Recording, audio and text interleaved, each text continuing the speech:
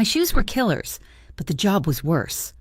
At 25, you'd think I'd be somewhere other than the Key, balancing trays of overpriced oysters for tourists who tipped like their arms were broken.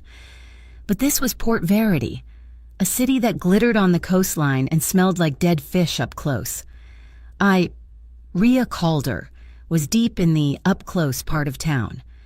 The last table had finally paid up, leaving a measly 7% on a $500 tab. My shift was over. 8 hours of smiling until my face ached, of smelling like clarified butter and brine. All I wanted was my bed, a lumpy mattress in a fifth-floor walk-up that wasn't worth half what I paid.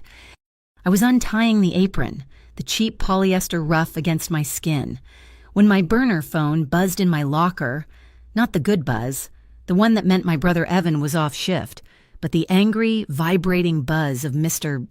Dern, my landlord. I didn't even say hello. Dern, I told you, you'll have it on the first. The first ain't good enough, Rhea.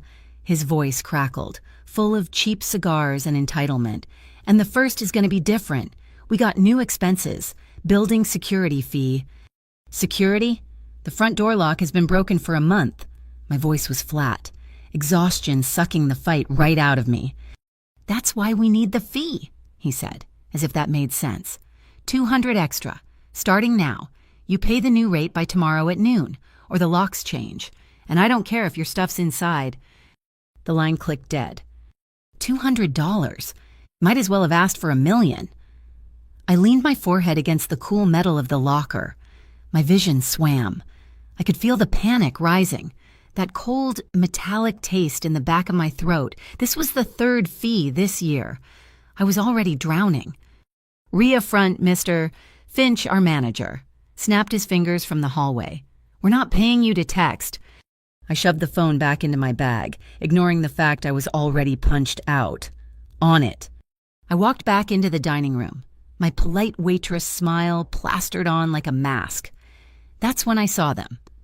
The Key was high-end. Sure, we got bankers, we got old money types. This was different. This wasn't rich. This was heavy. 6 men, all in suits so perfectly tailored they looked like armor. They didn't talk, they just moved, parting the remaining diners like a shark moving through a school of fish. In the center of them, the epicenter, was a man I'd never seen before. He was younger than the others, maybe 30, with dark hair and a stillness that was almost violent.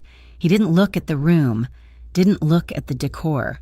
He just existed, and the whole restaurant seemed to bend around him. Sarah, our hostess, who usually handled rude customers with a smile that could cut glass, looked like she'd seen a ghost. She was pale, her hands visibly shaking as she held the seating chart.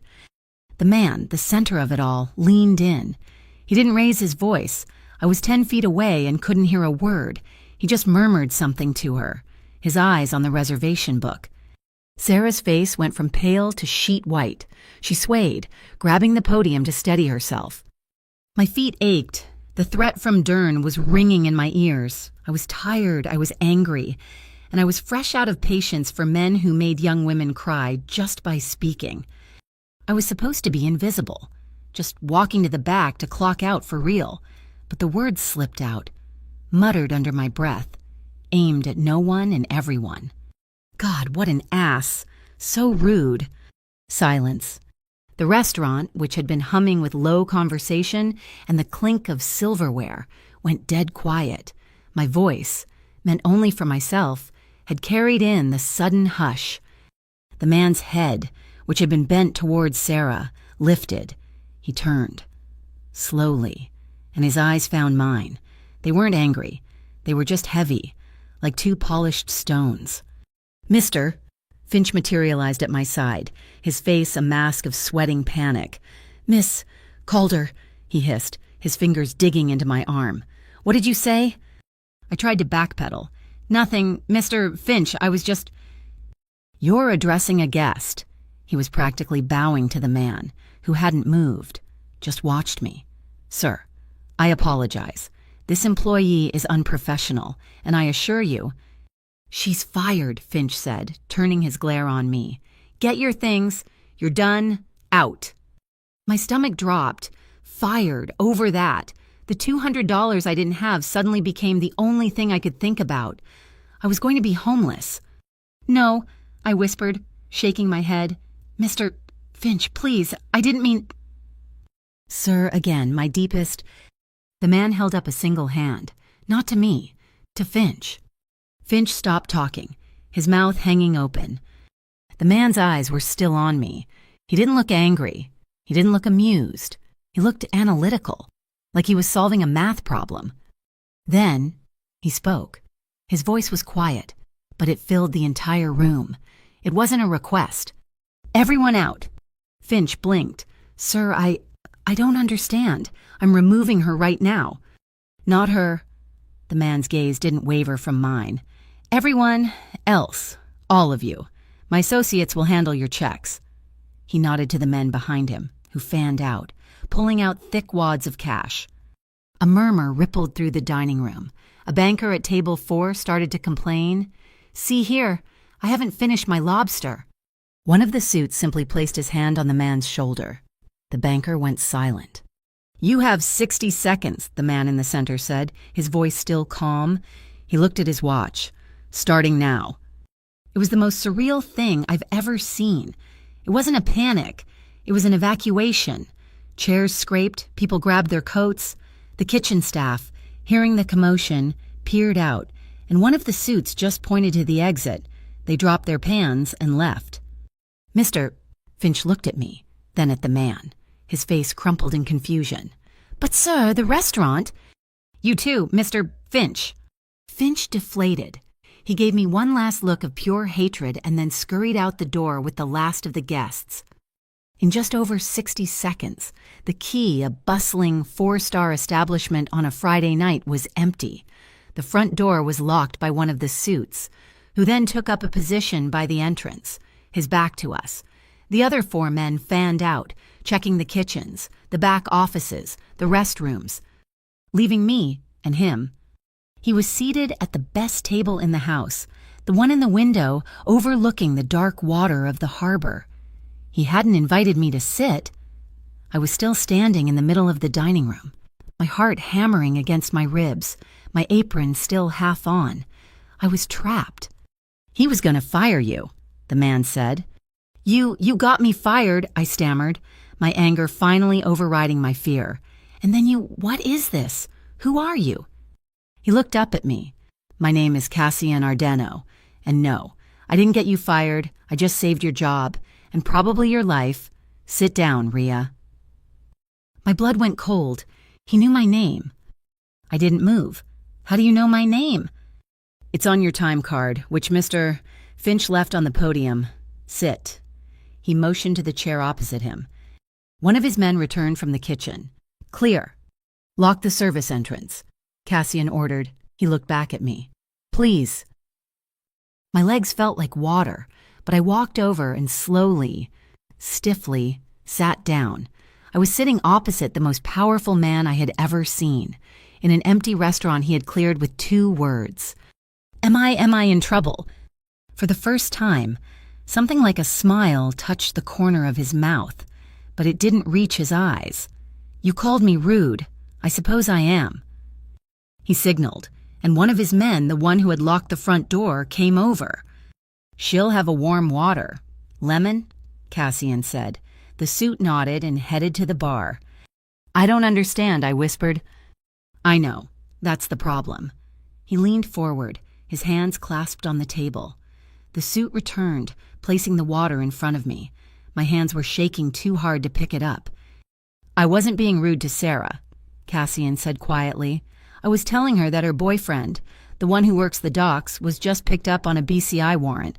I was telling her to go to him, and that my organization would cover his legal fees. I was preventing what you thought was a disguised raid. I processed that. BCI, the Bureau of Civic Integrity. The ones, they were planning a raid tonight, but not on us. On the people who own this restaurant, or rather, the people who use it." I looked around the empty, opulent room. The Key was owned by a corporate hospitality group. "What are you talking about?" "This," he said, "is a laundromat, a very expensive one, run by the North Pier Syndicate." The name hit me like a physical blow. Everyone in Port Verity knew that name. They were the shadows behind the shiny facade, the rot in the city's foundation. "And tonight," Cashin continued, his voice low and intense, "you weren't safe in a crowd." "Why, what does this have to do with me?" "Because, Rhea, you're the new scapegoat." He watched me, gauging my reaction. "There's a rumor being planted that a certain waitress has been skimming from the tip pool. A discrepancy of, about $10,000. Just enough to make a desperate employee take the fall." My breath hitched. 10,000. No, I would never. "I know," he said, "but Mr. Finch doesn't, or rather, he doesn't care. He was going to pin it on you tonight, when the BCI raid went down, which the syndicate knew about. By the way, you'd be the one left holding the bag, the employee with the sudden, impossible-to-pay rent hike." My head snapped up. "You know about Dern?" "Mister? Dern is a small fish who works for the North Pier. He creates leverage. You get a $200 threat. You get desperate. You lose the tip money. They help you, and then they own you." I felt sick. "How do you know all this?" "Because I make it my business to know." He gestured slightly with his chin toward the bar. "You see the three men who were sitting there before the ones in the cheap suits? They weren't drinking. They were watching you. There's a micro camera," he pointed, "tucked behind the white orchid on the hostess stand. It's aimed at the register." I was being watched. I was being set up. "So you stopped it?" My voice was shaking. "Why?" "The BCI is an associate of mine. We have a mutual interest in seeing the North Pier Syndicate lose their footing in this city. When I saw their surveillance team, I knew their plan had moved up. And I knew you were the target." "So you called the BCI, that's how you cleared the room?" "I called the Bureau. Yes. I told them the raid was compromised and that I was buying out the entire restaurant for the night, a private function for the Ardeno Consortium, a civic integrity review." He allowed himself that small, cold smile again. They agreed it was best to hold off. The Ardeno Consortium. The name echoed in my head. They were the other shadow. The ones who ran the ports, the logistics, the half-light economy, as the papers called it. He wasn't just a boss. He was the boss. He had cleared the room to isolate me, to protect me. "So what now?" I asked, my throat dry. I finally reached for the water. "You saved me. Thank you. Can I go home?" "No." The word was flat, absolute. "Dern is expecting you. The men from the bar are waiting for you. If you go home, you'll either be persuaded to take the fall, or you'll have an accident. The North Pier doesn't like loose ends." "So I'm your prisoner." "You're my guest." He stood up, towering over the table. "You called me rude. Miss Calder. I'm a man who pays his debts. I insulted you by association, and now I'm going to fix the problem you're in." He walked to the window, looking out at the black water. The restaurant was dead silent, just the hum of the lobster tank. "If you want to survive the night," he said, his back to me, "you'll stay seated, you'll listen to me, and you'll let me make up for being called rude." My world had just tilted on its axis, fired, framed, and now protected. By the other side of the same dark coin, I was trapped. My hand was resting on my bag, on the cheap phone inside, as if summoned by the thought. It vibrated, a single, short buzz. I slipped it out under the table, my eyes still on Cashin Ardeno's back. A new message, an unknown number. My thumb slid across the cracked screen. "Don't trust the man in the window seat. Your debt is ours." My phone was a block of ice in my hand. "Your debt is ours." What debt I had, so many. They'd have to be more specific. I had the stack of medical bills Mom left behind, a monument to a fight she couldn't win. I had the defaulted student loans I'd taken out to cover her co-pays. My brother, Evan, was the hero. He was the paramedic, the one with the steady hands who actually saved people. I was the one slinging oysters, the one juggling the late fees and the past due notices, the one keeping our tiny, crumbling world from collapsing entirely. Cassian Ardeno was still watching me, waiting for an answer to a question I hadn't heard. "You look skeptical," he said, turning from the window. I slipped the burner phone back into my bag, the anonymous warning burning a hole in the cheap fabric. "You said my landlord, Mr. Dern, works for the North Pier, that he was softening me up." "He's their collector," Cassian confirmed, his voice devoid of emotion. "He applies pressure. He creates leverage." "With a $200 building security fee," I scoffed, the bitterness rising. "The front door lock's been broken for a month. It's his signature move. It's not about the money. It's about making you desperate. Desperate people," he said, his gaze flicking to the empty register. "Make mistakes." "And Finch," I pressed, my voice hardening. "The missing tip money. You know I didn't take it." "I told you I did." "You said it," I countered, surprising myself with the sudden spark of defiance. "You didn't prove it. For all I know, you're part of this. Maybe you're the debt collectors." "A cornered animal, that's what I was." Cassian didn't bristle. He just nodded, as if he'd expected the accusation. He gestured to the suit who had brought me the water. The man, silent as a shadow, stepped forward and placed a slim, manila folder on the polished table in front of me. It wasn't a tablet, it was old school. Paper. My fingers hesitated. I opened it. Photographs. They were grainy, black and white, stamped with a date from nearly 2 weeks ago. The angle was high, looking down into the cramped back office of the Key. Not from the minicam he'd pointed out earlier, this was from somewhere else. They showed Mr. Finch. The timestamp read 3:05 a.m. I saw him, his back to the camera, at the safe. He wasn't putting the night's envelopes in. He was pulling one out. A second photo showed him slipping the cash from the envelope into his own jacket pocket. A third, the most damning, showed him adjusting the logbook, pen in hand, no doubt cooking the numbers to hide the discrepancy. "Our cameras," Cassian said, his voice low, "are better than theirs. He's been skimming for 6 months, a little here, a little there. The deficit finally got too big for him to hide. He was just waiting for the right person to frame." He tapped the photo. "You, with your new, sudden, impossible-to-pay rent hike, you were perfect." The proof was right there. I wasn't just being set up. I was being replaced as the thief. A hot, sharp wave of relief washed over me, so strong my knees felt weak. "I have to take this to the police, right now." I grabbed the folder. "I can show them this. I can report Dern. I can report Finch.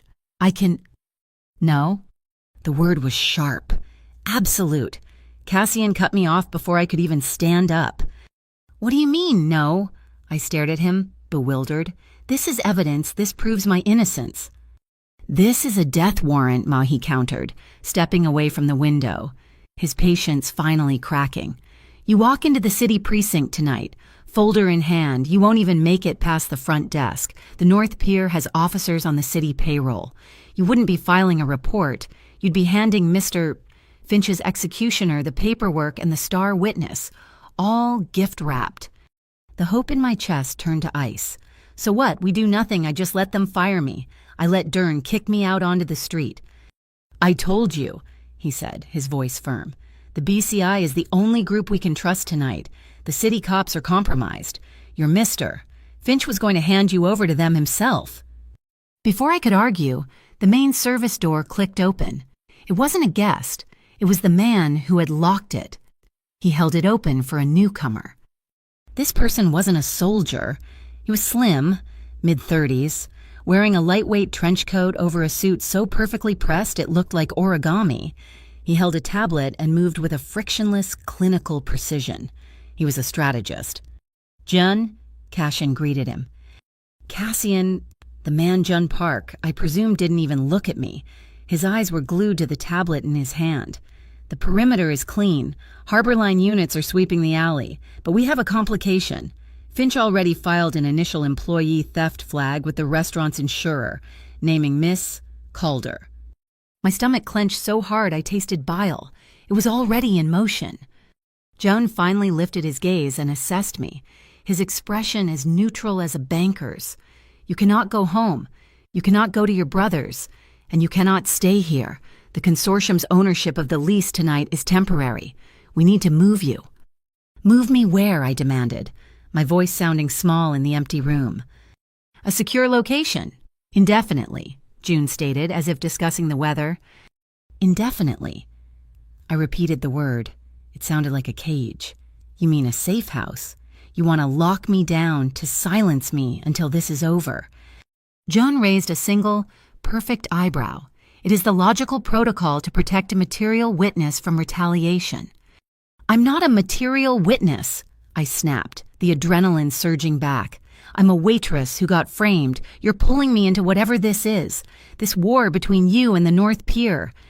I stood up, pushing the chair back so hard it scraped the hardwood. The photos of Finch lay on the table, a testament to my tiny, ruined life. Look, I appreciate the rescue, I said, my voice shaking, but I'm not trading one owner for another. I am not your property, Mr. Ardeno. I'm not joining your consortium or becoming one of your associates. I looked from Cassian's unreadable expression to June's clinical stare. I get it. It's raining, and you've got the only umbrella. Fine, I'm just borrowing it. The second the rain stops, I'm walking away. I'm not yours. I don't belong to anyone. Jun looked, for the first time, faintly amused. That is a sentimental and statistically inefficient approach to survival, Miss Calder. Shut up, Jun, Cassian said. It was quiet, but it had the force of a slammed door. Jun closed his mouth. Cassian turned his full attention to me. The cold, analytical look was gone, replaced by something I couldn't name. Understanding. Maybe respect. I'm not keeping you, Rhea, he said, his voice dropping back to that low, intense level that seemed to vibrate in the air. I'm keeping my word. He let that hang in the silence. I said I'd fix this. That means you are not homeless, and you are not in jail. That is the promise. The umbrella is yours for as long as you need it. No strings. I wanted to believe him, but the text message was still heavy in my bag. Don't trust the man in the window. I must have been shaking. The adrenaline from the confrontation was wearing off, leaving behind the bone-deep chill of my 8-hour shift and the lingering shock. My hands were freezing. Cassian noticed. He didn't ask, "Are you cold?" He didn't offer a blanket. He just acted. "Jun," he said, turning to his advisor, "have them bring the car around. We're not using the safe house." Jun looked genuinely surprised, his composure slipping for a fraction of a second. "The loft, sir, that's not a secure facility. It's the most secure place in this city." Cassian cut him off. "Go!" Jun, recognizing a closed subject, simply nodded and vanished out the service door. Cassian walked behind the empty bar himself. I heard the whoosh of the hot water dispenser, the quiet clink of a ceramic mug. He returned, not with more water, but with a steaming mug held in one hand. "What is it?" I asked. "Suspicious?" "Ginger. Honey, my grandfather swore by it. He said it settled the nerves." He held it out to me. As I reached to take the warm mug, my fingers chapped and sore from the restaurant's scalding sinks and harsh sanitizers brushed against his. It wasn't a caress. It wasn't intentional. It was just contact. His skin was warm, steady, and smooth. My fingers were ice cold and rough. My breath caught in my throat. He didn't pull away immediately. His gaze held mine. It was slow and heavy, and it wasn't predatory. It was assessing. It was the first time he'd looked at me like a person, not a problem. He saw the cracked cuticles. He saw the exhaustion I couldn't hide. He saw me. I took the mug, my hand closing around the warmth. His hand retreated. The moment passed, but the air in the room had changed. It was thicker, charged with an energy that hadn't been there before. "Buzz, is it?" The phone in my lap. It vibrated so hard it rattled against my leg. I looked down. Another text. The same unknown number. It wasn't words this time. It was an image. A photograph. My stomach turned to liquid acid. It was a picture of my apartment door, the cheap, peeling, seafoam green paint of Unit 5B. It was a close-up of the deadbolt taken from the hallway, taken moments ago. They were there, right now. They were waiting for me. Below the image, a single line of text. This lock is cheap. I must have made a sound, a small, choked gasp. Ria. My hand was trembling so hard I almost dropped the phone. I turned the screen around, unable to speak. Cashin looked at the screen. His entire demeanor shifted. The calm, controlled patience vanished, replaced by a cold, immediate fury that was visible, tangible. It was terrifying. He didn't yell. He didn't curse. He spoke into his sleeve, into a microphone I hadn't even known was there. His voice was a blade. Jun, code black, apartment 5B, 122 Harbor Street, full deployment, Harbor Line Protective Services. I want a new door, a steel frame, and sensors on every window. I want it done in 1 hour. Move. Harbor Line Protective Services. He was sending a tactical team to change my locks. They're at my apartment, I whispered, the reality crashing in. The tea mug rattled in my grip. Oh God, Evan, my brother, what if he goes there? He sometimes stops by after his shift. Is he there now? Cassian asked. All business, his eyes scanning the empty restaurant's exits. No, he's on shift. He's a paramedic. He works nights, too. But he might... As if I'd summoned him. My phone buzzed again in my hand. This time, the screen lit up with a name I knew. Evan. My relief was so profound I almost cried. It's him. He's okay. I snatched the phone, my thumb fumbling with the answer button. Evan, are you okay? Listen to me. Don't go to my apartment. I need you to stay away from the building. Do you hear me? Ria, thank God. His voice was breathless, panicked, and loud. Sirens. I could hear sirens wailing in the background, close and chaotic. It wasn't his usual end-of-shift calm. Evan, what's wrong? Where are you? What's that noise? I'm at work, I'm on site. He coughed, and the sound was wet. Ria, there's been an accident, a bad one. It's at your building. A gas explosion. No, it looks like Ria. The whole 3rd floor of your apartment block is on fire. Fire. The word came out as a strangled squeak. The warm mug of tea suddenly felt impossibly heavy. Evan, what do you mean, fire my floor? No, not yours. The 3rd floor, but it's spreading fast. The whole west side of the building is Ria. It's bad. The smoke, listen, I have to go. They're calling my unit. I'm coming, I said, my voice dead. What? No, it's not safe. The whole block is cordoned off. I'm coming. I hung up. I looked at Cassian.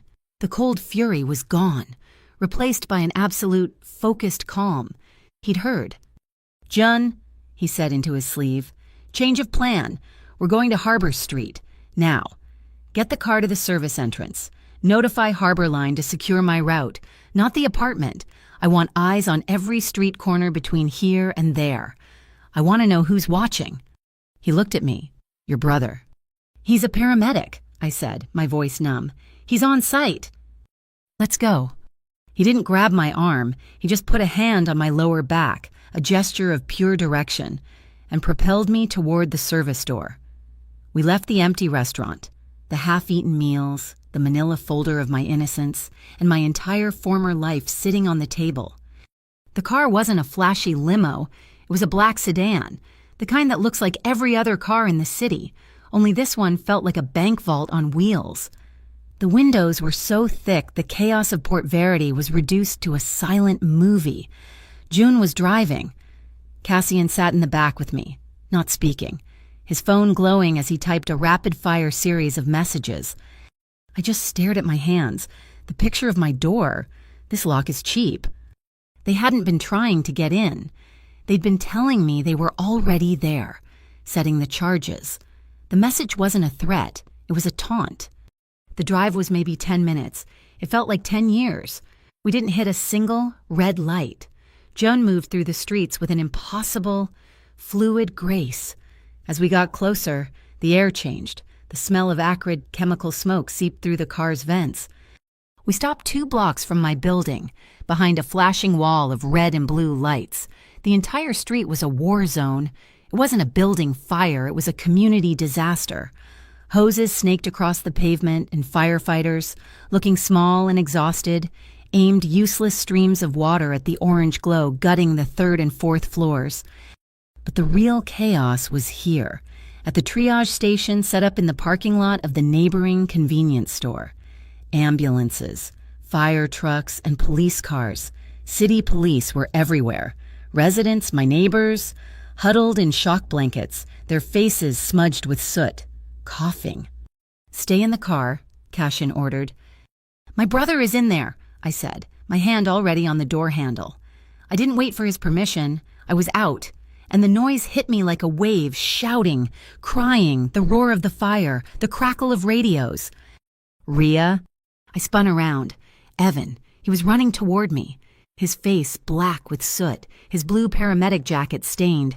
He pulled me into a hug so tight it cracked my ribs, and I buried my face in his shoulder, inhaling the smell of smoke and antiseptic. "You're okay," he gasped, pulling back to look at me. I was so worried. "I heard you weren't home, but—" "What happened?" I asked, my voice raw. "They said a gas explosion." Evan's face hardened, the paramedic's calm replaced by his older brother rage. "That was no gas leak. Rhea, that was an accelerant. I smelled it on the first victims we pulled out. This was deliberate. Someone set this fire." My blood ran cold. Don't trust the man in the window, but then this lock is cheap. "It's Dern," I whispered, the pieces clicking together with a horrible, sickening sound. "He threatened me today. A new fee. $200 by noon tomorrow, or I was out." $200, that bastard. Evan ran a hand through his hair, leaving a black streak. "It's worse than that. I was helping Mrs. Petrov from 4C. She said Dern held a tenant meeting last week. One you missed because of your double shift. He's trying to evict the whole building. He signed a contract to sell the block to some developer." "What developer?" "Apex," Evan said, spitting the name. "Apex Redevelopment. They want to tear the whole block down, level it for luxury condos." I looked over my shoulder. Cassian had gotten out of the car. Jun was with him, standing a respectful 10 feet back, already on his phone. Cassian wasn't looking at me, or the fire, and he was scanning the crowd, his eyes moving with a methodical, predatory focus. "Apex Redevelopment," I said, loud enough for him to hear. Cassian's head turned. He met my eyes. He gave a single, almost imperceptible nod. He already knew. He walked over, his expensive shoes crunching on the debris-littered pavement. Jun was right behind him. "Jun," Cassian said quietly. "Already on it, sir," Jun replied, his voice low, reading from his tablet.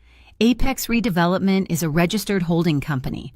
Its primary capital investor is a shell corporation based offshore, which, in turn, is funded entirely by the North Pier Syndicate." It all snapped into focus. The tip money, the rent hike, the fire. It wasn't 2 separate plans, it was one. They were trying to flush me out, to frame me, to discredit me, to make me run, or to bury me. Evan looked from me to Cassian. His eyes narrowed, suddenly protective. "Who are you, Rhea? What is this? How do you know this guy?" He's helping me. Evan, the restaurant, it's complicated." "Complicated?" Before I could answer, a nurse from the triage shouted, "Evan, we need a hand. Gurney's stuck. We've got an inhalation victim here." Evan's head snapped back to his work. "I've got to go." "We're coming," Cassian said. Evan looked at him, confused.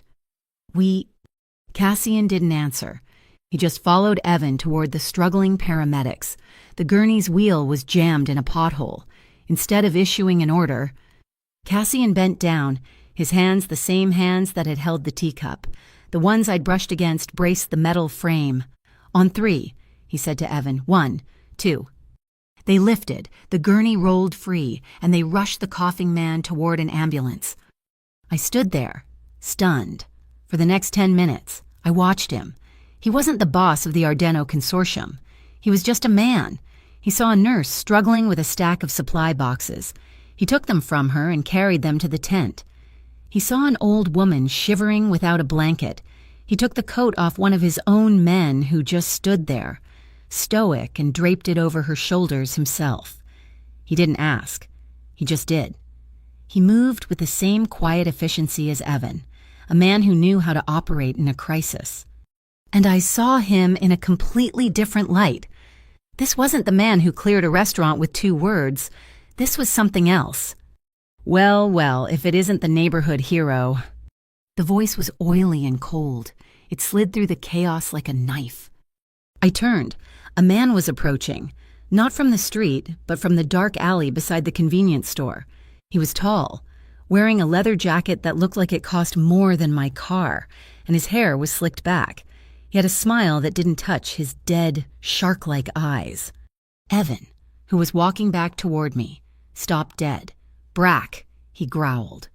Evan, always running into the fire. Pity you can't seem to put him out. The man, Brack, sauntered over, his hands in his pockets. He glanced at me, a dismissive, head-to-toe look that made my skin crawl.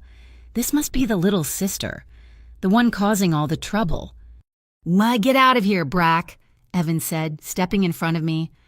Brack just laughed, a dry, humorless sound. "I'm just here to deliver a message from management, mister.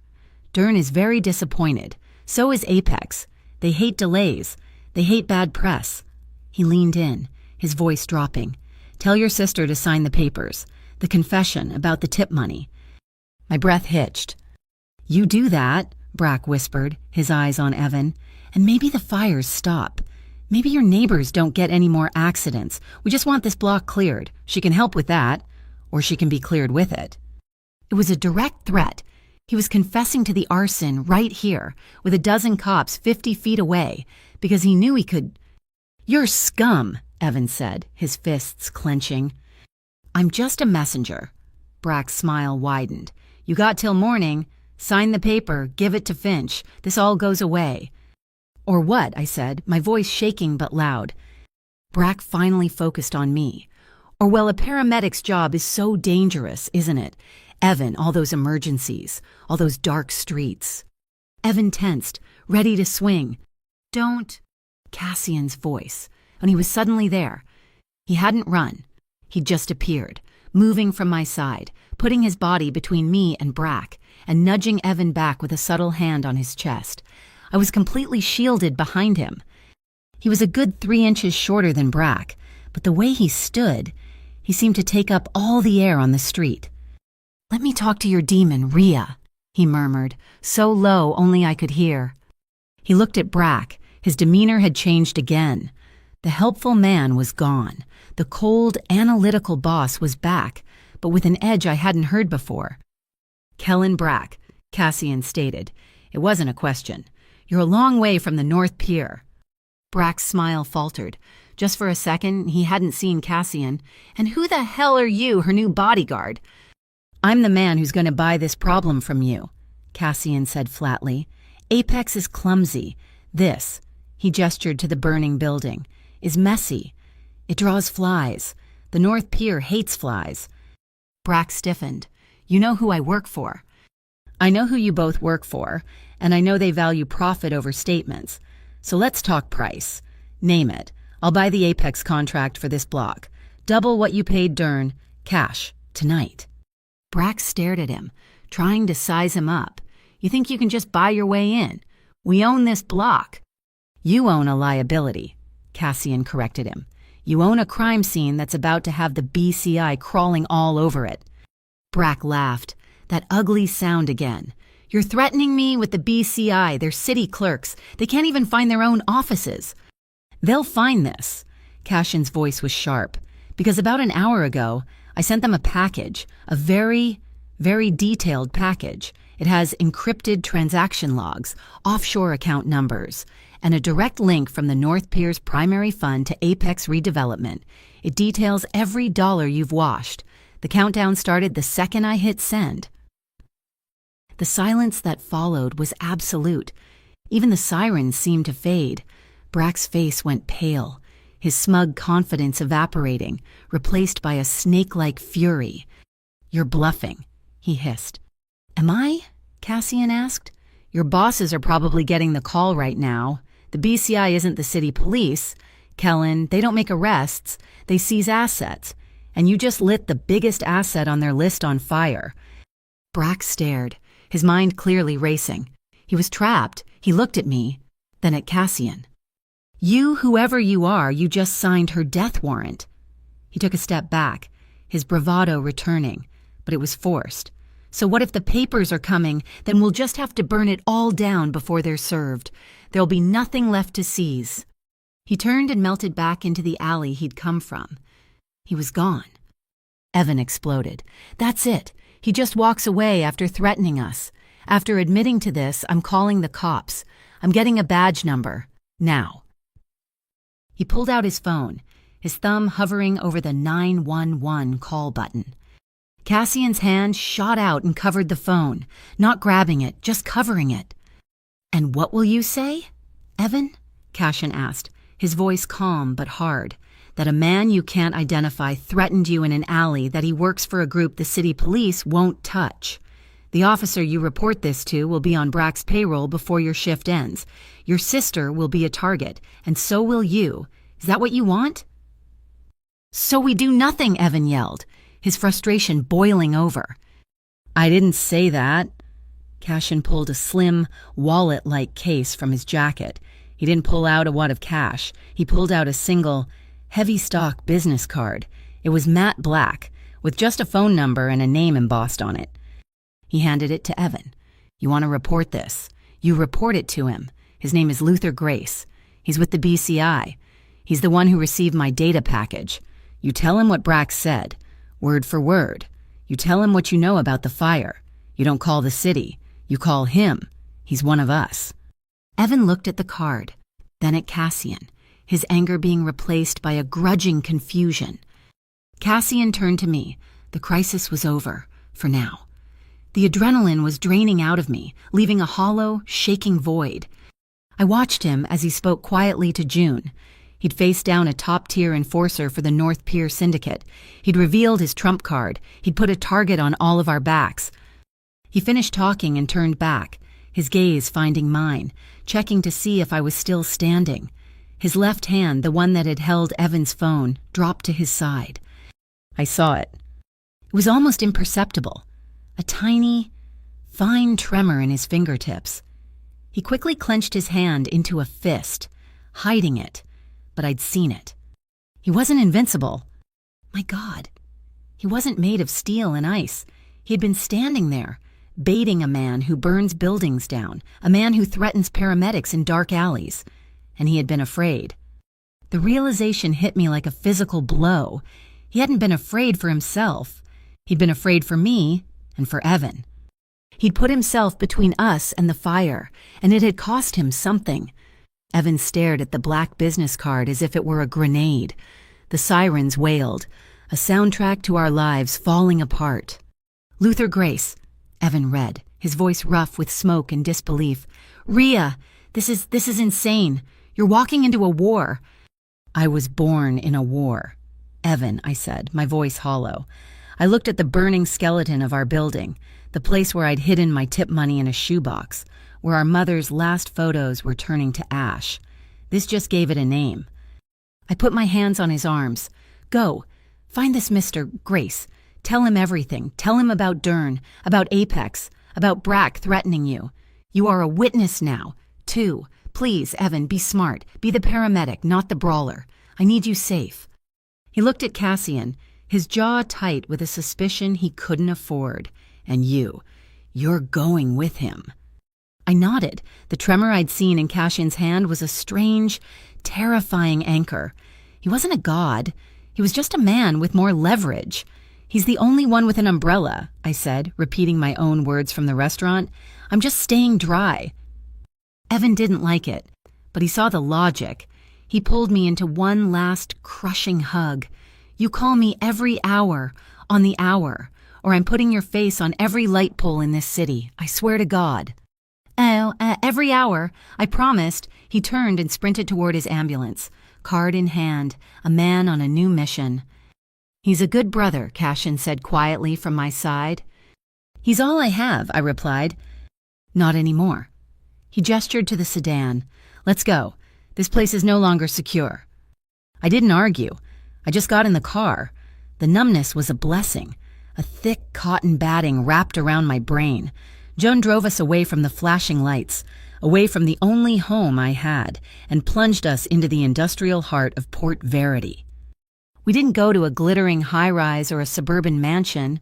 We went to the docks, his docks. We passed through 3 separate, heavy-duty security checkpoints, each manned by guards in Harbor Line Protective Services uniforms, until we pulled up to a nondescript freight elevator on the side of a massive, windowless brick warehouse. The elevator opened, not into a dusty storage space, but directly into his home. It wasn't a penthouse. It was a loft, a massive, sprawling space that must have taken up the entire top floor. One wall was the original brick. The others were floor-to-ceiling armored glass, looking out over the entire working port. Cranes moved in the distance like silent, sleeping dinosaurs. The lights of the container ships glittered on the black water. It was the nerve center. The furniture was minimal, expensive, and functional. A long leather sofa, a heavy wooden desk with a bank of monitors, a Spartan kitchen. It was warm, secure, and impossibly quiet. No one knows this location but June and my personal team, Cassian said, locking the elevator behind us. You're safe here. Safe. The word felt foreign. I walked to the window, placing my hand on the glass. It was thick and cold. I could see the whole city, a smear of light in the distance, but no one could see me. I must have been wringing my hands. The soap and sanitizer from the key had left the skin around my knuckles cracked and bleeding. The stress, the cold, the fire, it was all too much. Here, he said. I turned. He was holding a small, professional-looking first aid kit. He didn't ask what was wrong, he just saw, sit. He gestured to the sofa. I obeyed, too tired to question. He sat on the heavy coffee table in front of me, not next to me. He clicked open the kit. Give me your hands. I held them out. They were still shaking, still smudged with soot from Evan's jacket. He was methodical. He took a sterile wipe and gently cleaned the cracked skin. His touch was impossibly light, the complete opposite of the force I knew he possessed. He took a roll of antiseptic tape and a small tube of salve. My mother was a nurse, he said, his voice quiet, his eyes focused on his work. She hated chapped hands, said it was a sign of a hard life you couldn't control. He carefully wrapped a small piece of tape around the joint of my forefinger, creating a protective barrier. He did this for 3 separate fingers, his movements precise and economical. It was the most tender, practical, and completely unromantic act of care I had ever experienced. As he finished with my left hand, his thumb brushed the inside of my wrist. His gaze flickered up, just for a second, to my neck. I hadn't even realized it. The faint, finger-shaped bruises from Mr. Finch grabbing me at the restaurant were probably darkening. Cashin's jaw tightened. He did that. I nodded, not needing to ask who he was. He finished taping my last finger and then stood up abruptly. He wasn't angry. He was teaching. Stand up, he commanded. I stood confused. He grabbed you from the front. He stood in front of me. What did you do? I just froze. I was trying to talk my way out of it. Wrong answer. He moved quicker than I could track, his hand clamping around my throat. It wasn't violent, it was a demonstration. The pressure was firm but not choking. He holds you like this. What do you do? My instinct was to grab his wrist, to pull. I did. His grip was like steel. You can't, he said calmly. He's stronger. Stop fighting his strength. Use yours. He guided my free hand. 2 fingers. Not the throat, the eyes, or if you can't reach, the notch. He tapped the small, soft hollow at the base of his own throat, just between the collarbones. Hard. As hard as you can. It collapses the windpipe. He'll let go. He released me. I stood there, breathing heavily, my heart hammering. I okay? No. Show me. He held up a hand, palm out. The target is my palm. Pretend it's the notch. Go. I struck it, weakly. Again, harder. You're not trying to annoy him. "Rhea, you're trying to survive." I took a breath. I thought of Dern, of Finch, of Brack's dead smile. I struck his palm with my 2 fingers, a hard, fast jab. It made a loud smack in the quiet room. "Good," he said, nodding, a flicker of approval in his eyes. "You don't fight the bull, you blind it. Remember that." He stepped back. The lesson over. The space between us was electric, charged with something new. He hadn't just protected me, he was arming me. My stomach chose that moment to let out a loud, mortified growl. I hadn't eaten since a piece of stale toast 12 hours ago. The adrenaline had masked it, but now I was starving.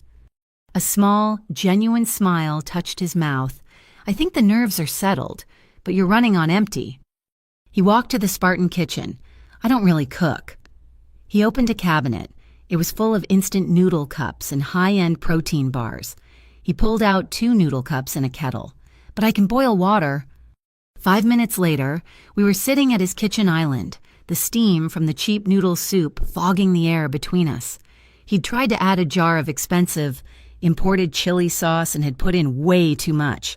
He took one bite and his eyes watered, a look of profound, stoic suffering on his face as he tried not to cough. A laugh bubbled up out of me. It wasn't a giggle.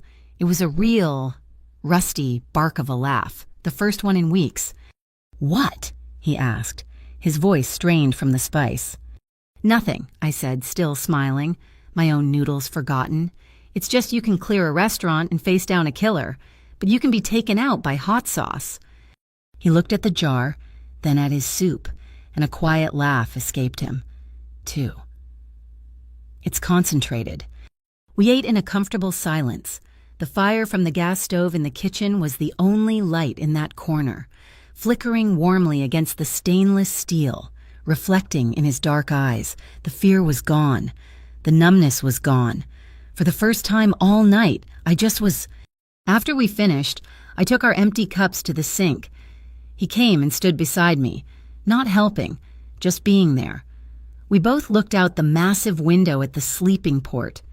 "You are safe here, Rhea," he said again, his voice low. "No one can reach you." I turned to him.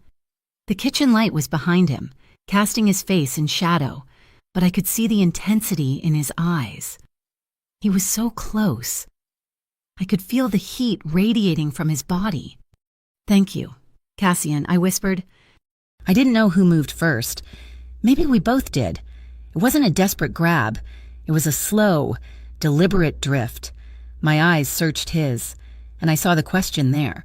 It was waiting, giving me the choice, giving me the control he'd just taught me how to take. I leaned in that last inch. The kiss was nothing like I'd imagined. It wasn't fire. It was water. It was drowning. It was the first full, safe breath I'd taken all day. His lips were firm and warm and hesitant for a fraction of a second before they claimed mine. My hands, the ones he'd just bandaged, found their way to his jacket, gripping the lapels like I was holding on for dear life. His hand, the one that had trembled, came up to cup my jaw, his thumb brushing my cheekbone.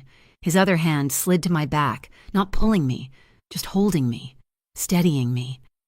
I felt the tension drain out of my shoulders, the knot of panic in my stomach finally unwinding. His suit jacket was rough under my fingers, and I felt the hard muscle of his chest beneath it, my worn-out server's cardigan, the one that smelled like old coffee, slipped off one shoulder. He deepened the kiss, a low sound in his throat, and the entire world outside that window, the fire, the threats, the syndicate, it all just dissolved. I don't know how long we stood there. The camera in my mind just cut. The next thing I knew, the fear and the exhaustion had won. I woke up to the smell of fresh coffee and the gray light of dawn. I was on the long, leather sofa. I didn't remember lying down. Cassian's heavy, tailored suit jacket was draped over me like a weighted blanket. I was still in my clothes from the night before, but my shoes were off, placed neatly on the floor. On the coffee table, a steaming mug of black coffee and a small, folded note. I opened it. The handwriting was strong, angular. "You're safe or well rested." I sat up, pulling his jacket around me. It smelled like him, like expensive wool, and that faint, spicy scent of the chili sauce. I heard the whoosh of the private elevator. Cassian and June walked in. They were both in fresh suits, looking like they'd had 8 hours of sleep and a full breakfast. They'd been working. John was holding his tablet, his face all business.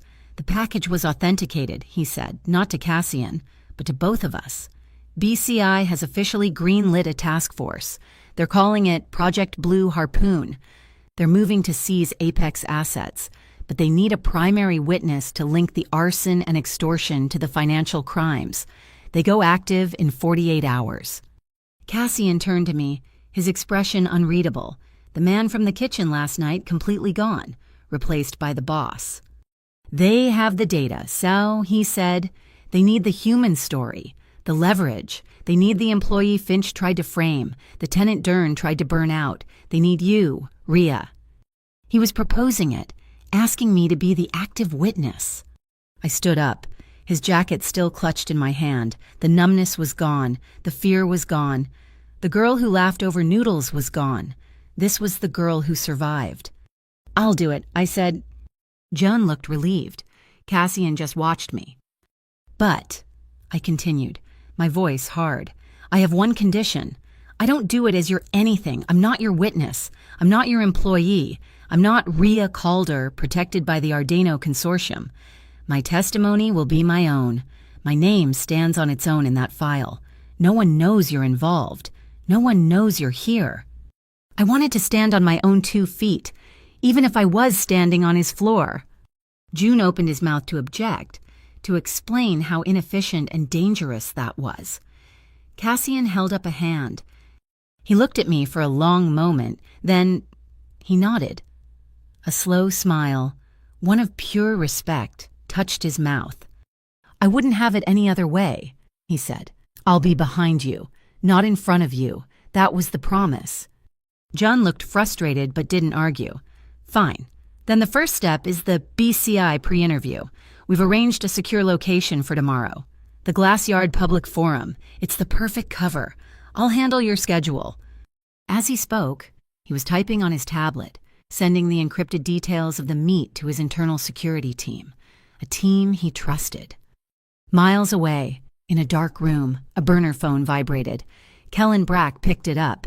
He looked at the screen, which now showed my schedule for the next day. A slow, ugly smile spread across his face. The leak wasn't from the BCI. It was from the inside.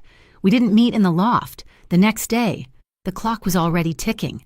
Less than 36 hours until Project Blue Harpoon went active.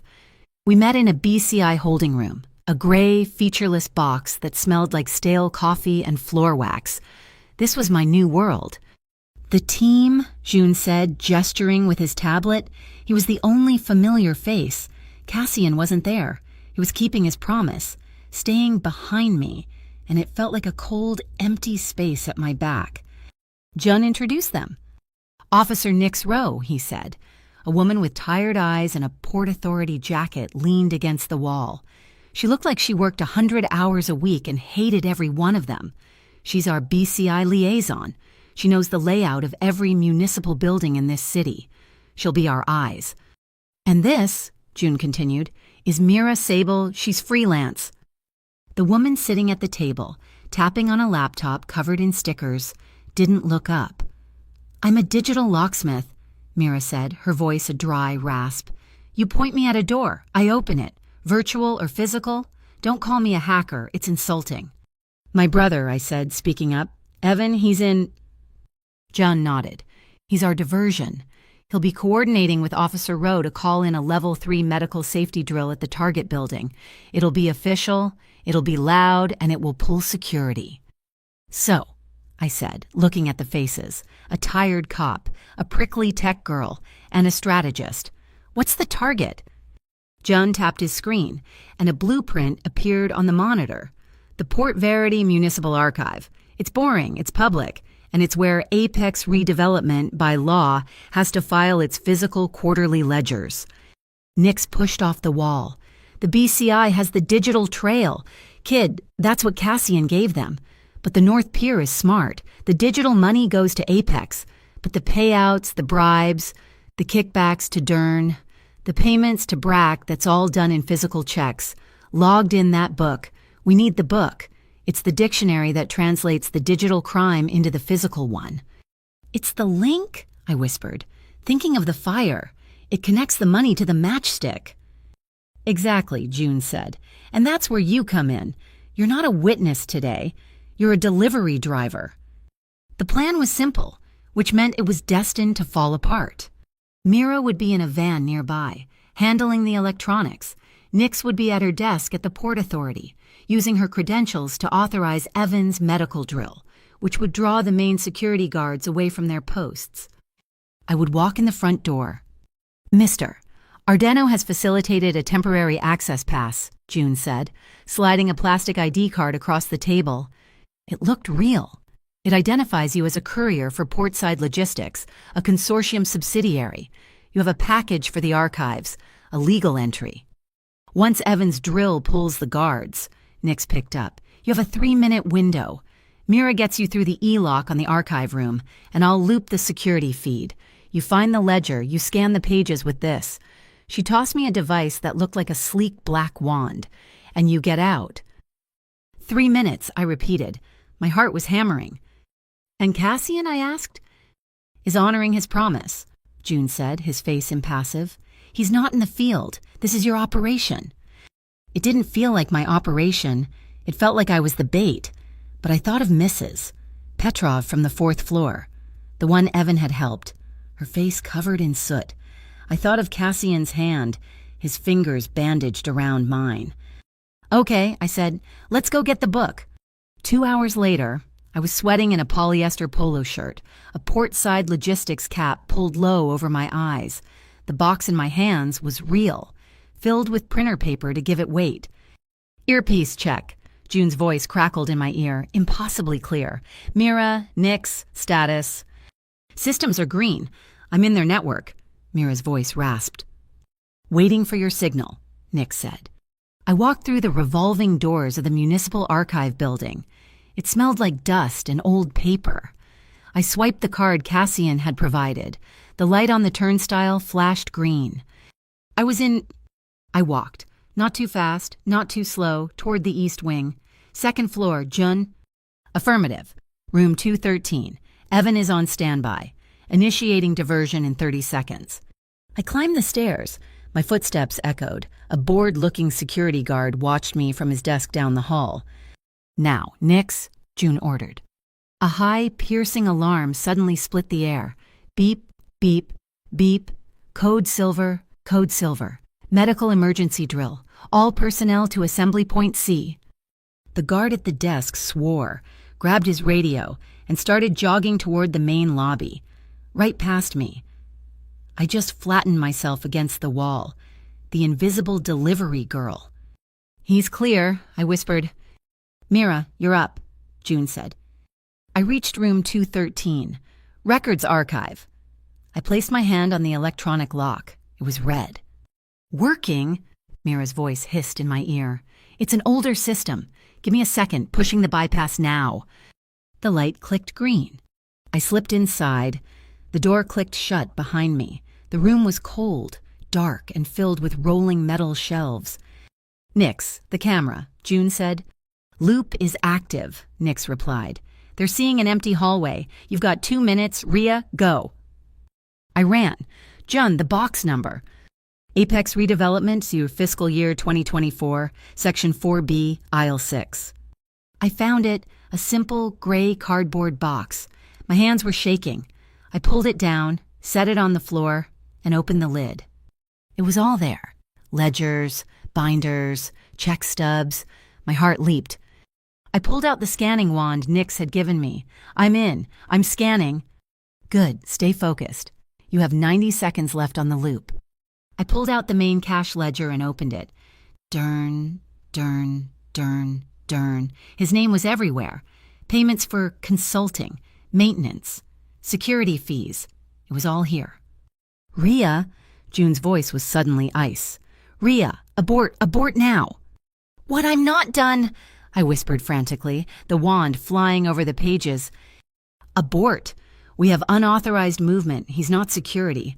He's Brack. Kellen Brack is in the building. He just passed the first-floor checkpoint.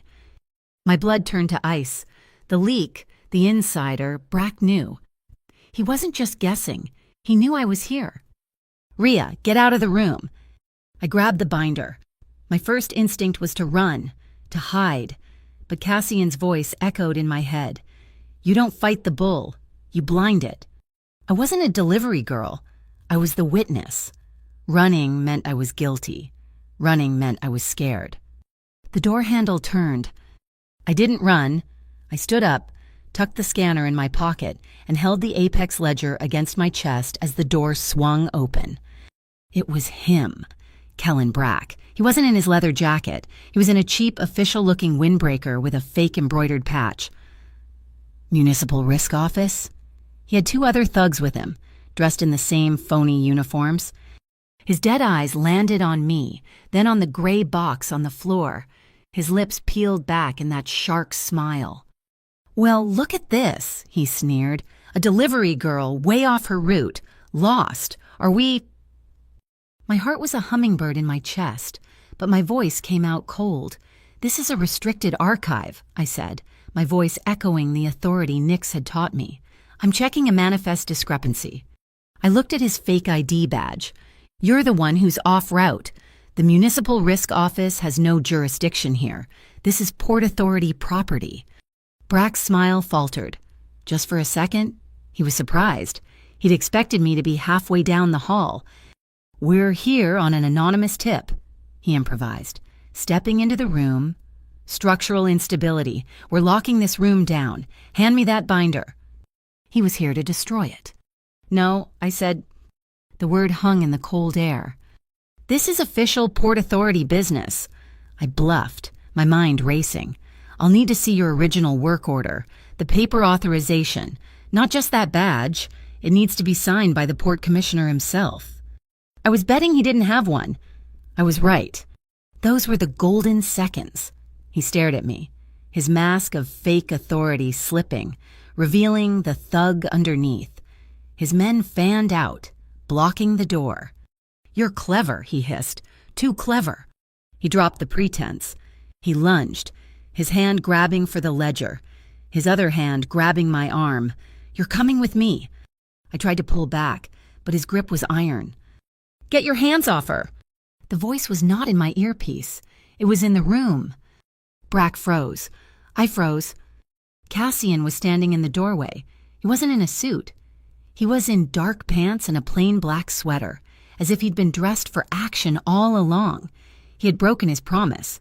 He was here. Brack looked from me to Cassian, and a flash of recognition, then fury crossed his face. He shoved me hard into the metal shelves. The ledger binder flew from my hands, skittering across the floor. Brack swung at Cassian, a wild, powerful hook. Cassian didn't brawl. He moved like smoke. He ducked inside the punch, and I saw exactly what he'd taught me. It wasn't a fist, it was an elbow, driven hard into Brack's solar plexus. A sickening woof of air left Brack's lungs. As Brack doubled over, Cassian didn't follow up with another punch. He used a palm heel strike to Brack's jaw, snapping his head back. It was fast. It was brutal. It was almost silent. The 2 thugs moved in, but June was suddenly in the doorway behind Cassian. Rhea the ledger, June shouted. As Brack staggered, Cassian grabbed his wrist, twisting it in a joint lock that brought the bigger man to his knees, his face pale with pain. No guns, no knives, just leverage. A new alarm, high-pitched and frantic, shrieked through the building. This wasn't the drill. This was a fire alarm. That's Nix, June's voice yelled, this time from the hall. She pulled the real alarm. Port Patrol is inbound. We have 30 seconds. Brack looked at Cassian, then at the flashing strobe light. He couldn't be found here. Not like this. He ripped his arm free from Cassian's grip, a raw tear of fabric and cartilage. This isn't over, he snarled. Not at me, but at Cassian. You're dead. He and his men turned and sprinted down the hall, away from the main entrance, toward an emergency exit. Rhea! Cassian was at my side. Are you hurt? No. I scrambled for the ledger binder. I grabbed it. I have it. This way. He didn't grab me, and he just put his hand on my back, the same solid pressure from the night of the fire, and propelled me out of the room, down a service hallway, and into a stairwell. We burst out into the alley behind the building, into the back of Mira's waiting van. The tires squealed before the door was even closed. I was gasping, my body shaking, the adrenaline making me sick. Nix was in the passenger seat, ripping off her BCI jacket. Mira was driving like a demon. June and Cassian were in the back with me. "Did you get it?" Mira demanded. I think so." I fumbled with the binder. "Mira, the scanner. I didn't finish." "Give it." Mira took the wand and plugged it into her laptop. "I'll get what's on it. What about the book?" I opened the binder. It was all there. Page after page of damning evidence. "We got it. It's all here." "Wait," Cassian said. His voice was grim. He pointed. I looked down. One of the pages, near the back, was torn. The bottom right-hand corner was missing, ripped away. "He got to it," I whispered, my stomach sinking. "Brack, or one of his men. He must have torn it when I dropped it." The page was titled Civic Liaison Payouts.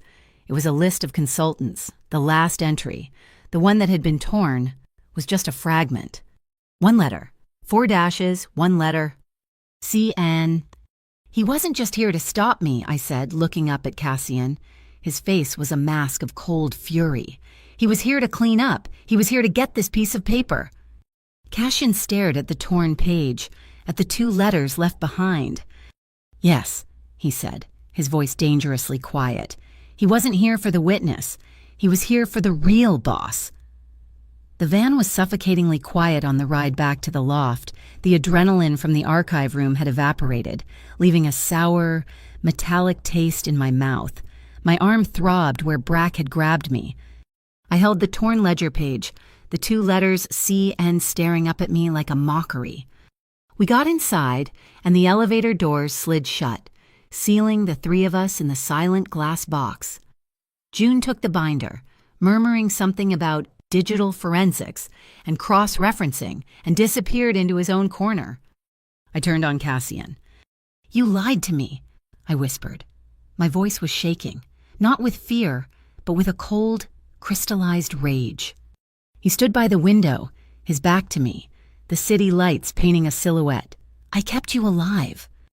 "That wasn't the promise," I snapped, throwing my wet port-side logistics cap onto the floor. "The promise was that you would be behind me, that this would be my testimony. Instead, you were in the hallway. You were in the room.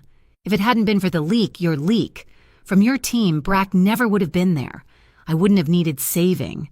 I wouldn't have been slammed into a metal shelf." I was breathing hard, pacing. He turned around slowly. His face was a mask, but his eyes were dark with something I couldn't read. "You're right," he said. The admission was so quiet, so immediate, it stopped me cold. The breach was internal.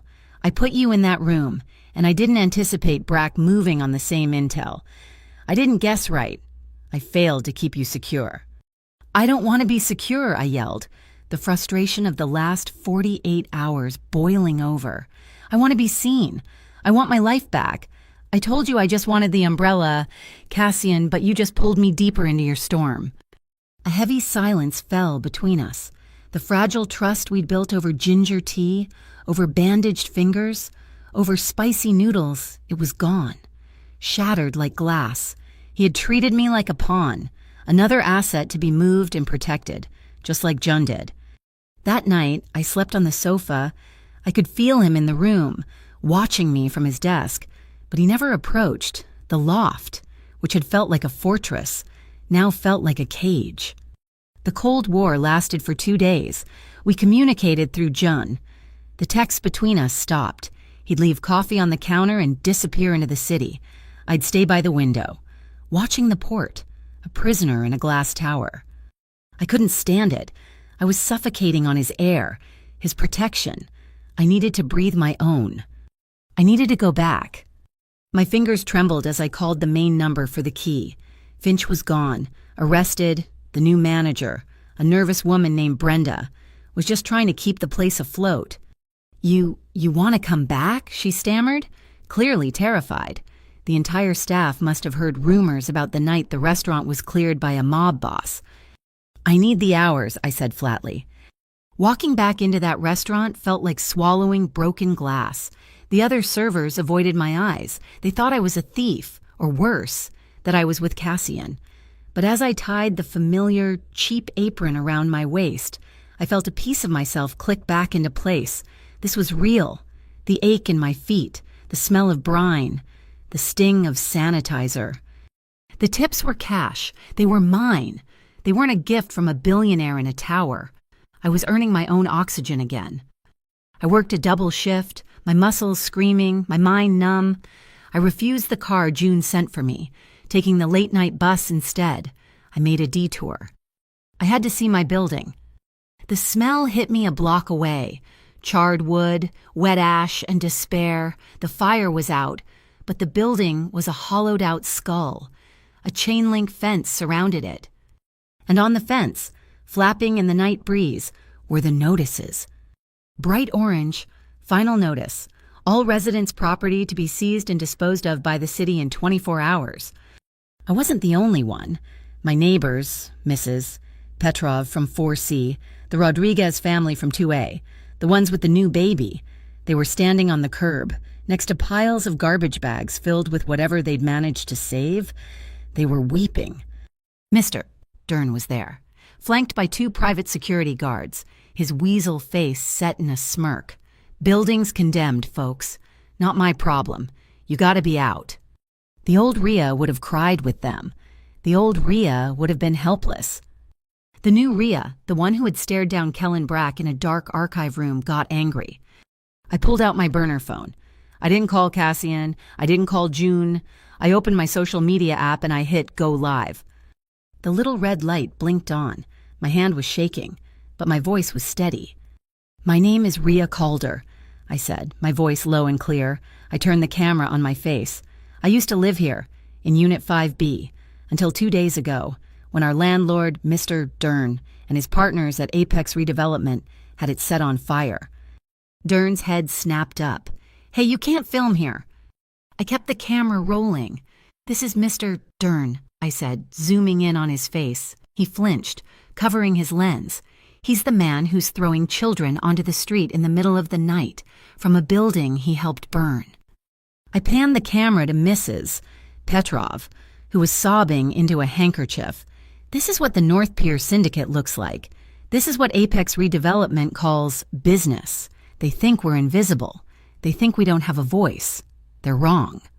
I let the camera linger on the orange eviction notice. 24 hours. They burned our homes, and now they want to steal what's left. Don't let them. I ended the stream. My heart was pounding. By the time I got back to the loft, my phone was melting. The video had 10,000 views. By morning, it was over 100,000. It was on the local news. The BCI released a statement that they were monitoring the situation at Harbor Street.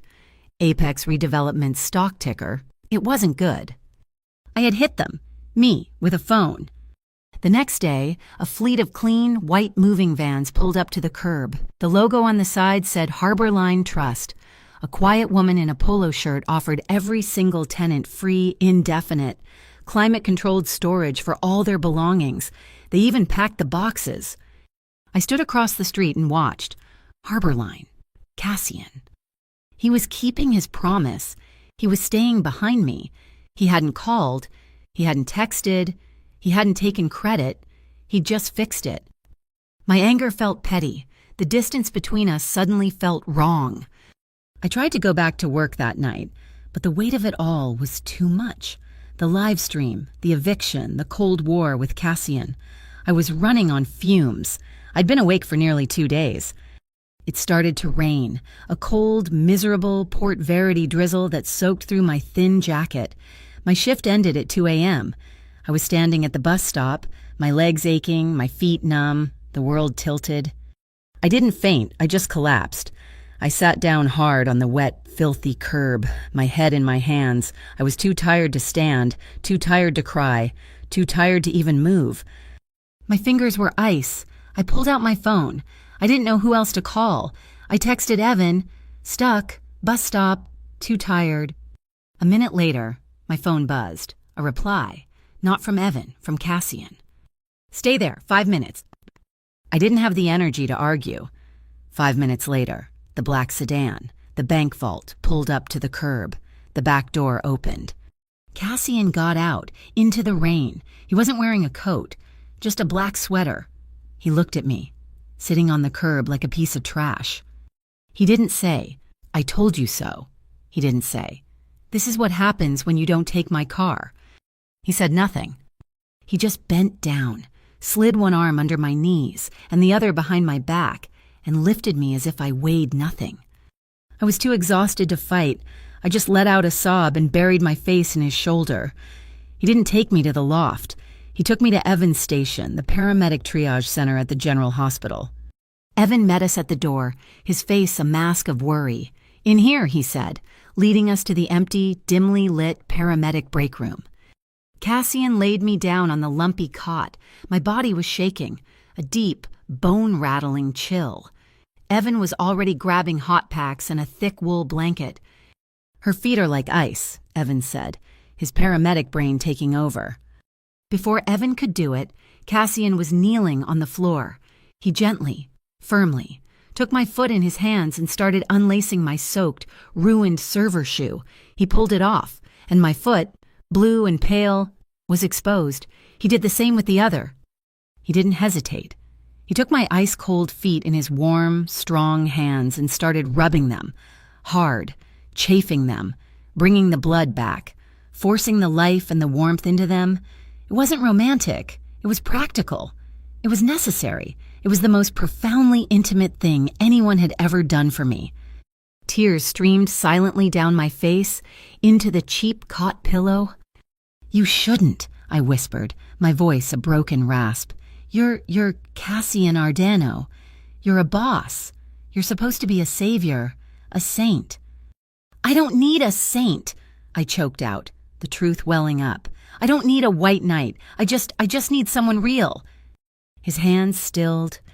He looked up, his dark hair plastered to his forehead by the rain, his eyes searching mine in the dim light of the break room. "I'm just a man, Rhea," he said, his voice rough. "That's all I've ever been." Evan returned, saw us, and quietly placed the blanket and hot packs on the end of the cot.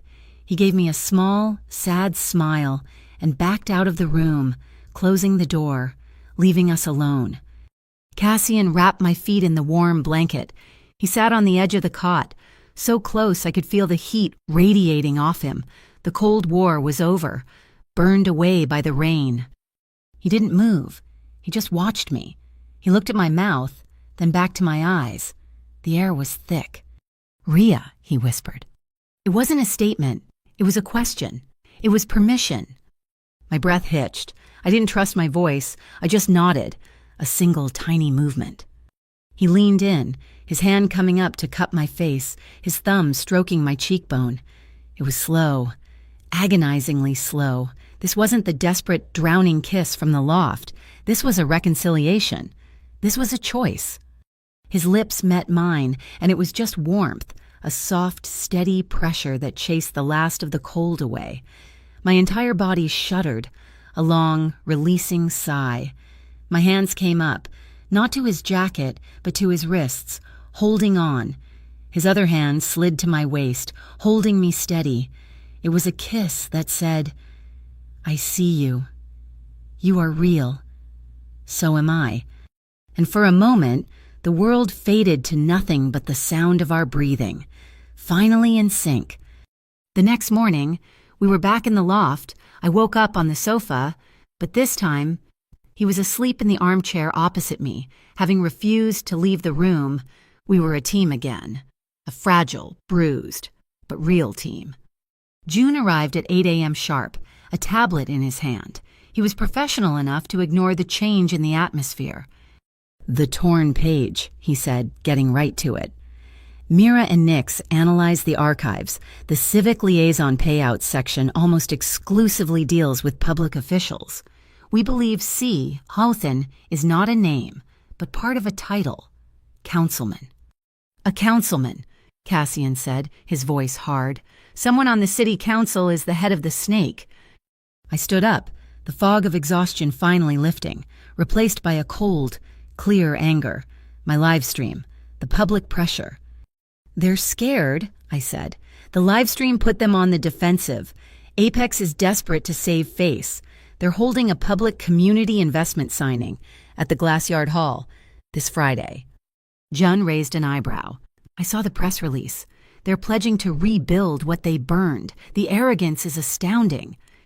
It's not arrogance, I said, the plan forming in my head. It's an opportunity. They'll all be there. The Apex executives, the city officials, and I bet Councilman CN will be there to accept the check. Cassian looked at me, a slow, dangerous smile spreading on his face. He knew where I was going. We don't need to steal the ledger this time, I said, my voice gaining strength. We make them show us. We set a trap, right in the middle of their press conference, and we catch them all, live on camera. The Glasyard Hall was a monument to cheap luxury and bad intentions. It was all steel beams and glass panels, a sterile box designed to make corrupt city deals look transparent. I tugged at the collar of my navy blue polo shirt. Glasyard events staff was embroidered over my heart. I was invisible again, but this time it was a disguise. A clipboard was my shield, a fake earpiece my cover. In my real ear, Jun's voice was a calm, steady presence. Rhea, status. Are you at the moderator's podium? Affirmative, I whispered, my voice tight. Stage right, I have the Q&A cards. Good, Mira is patched into the house AV. Nix has eyes on the building schematic.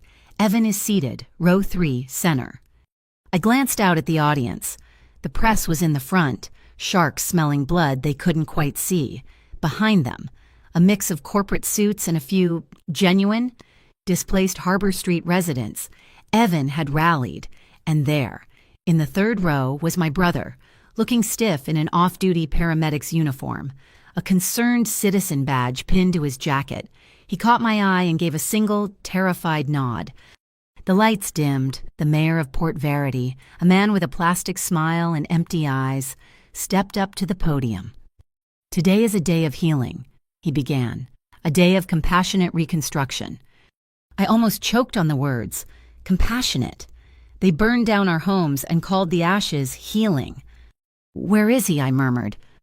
Mezzanine, June replied instantly. South Pillar. He's not on the comms.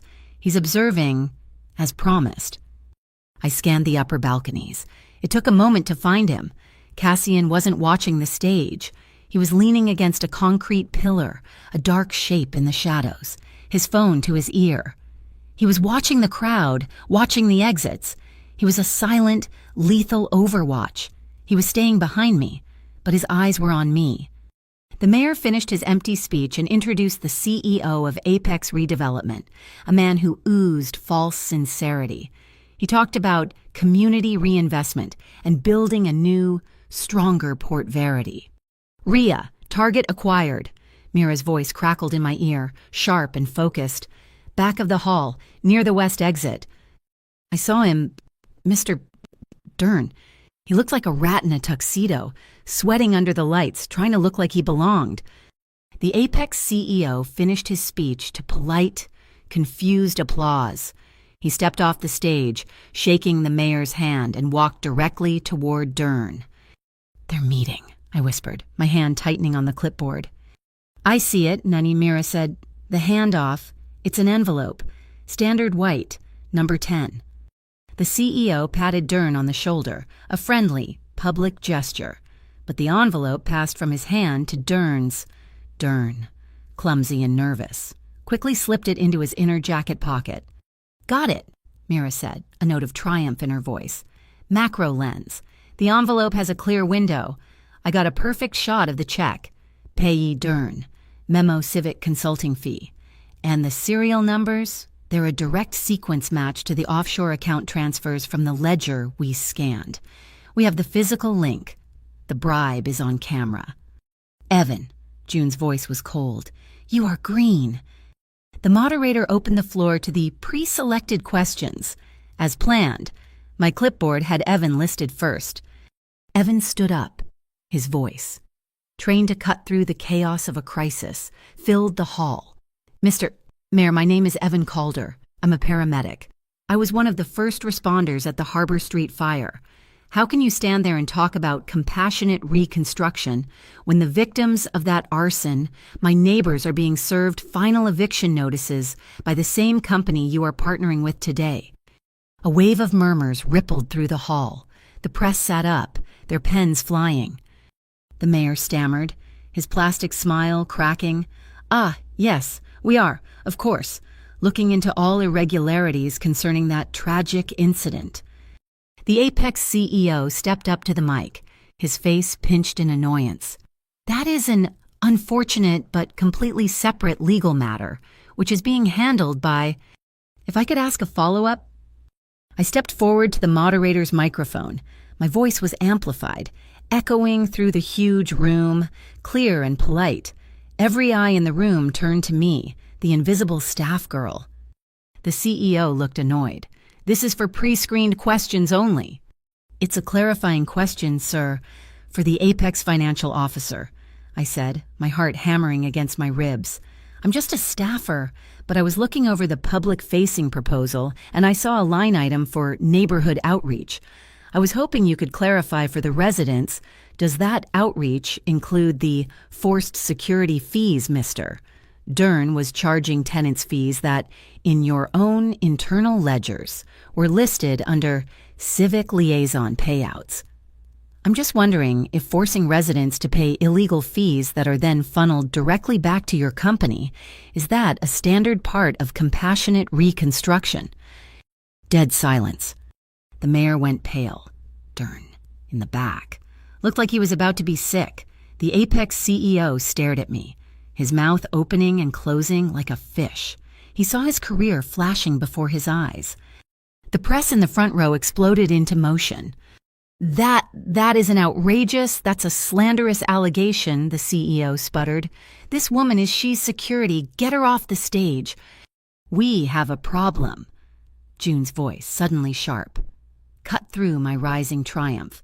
Rear entrance, AV booth. It's Brack. He has a team. 506 of them. They're in suits, not security. I looked. I saw him.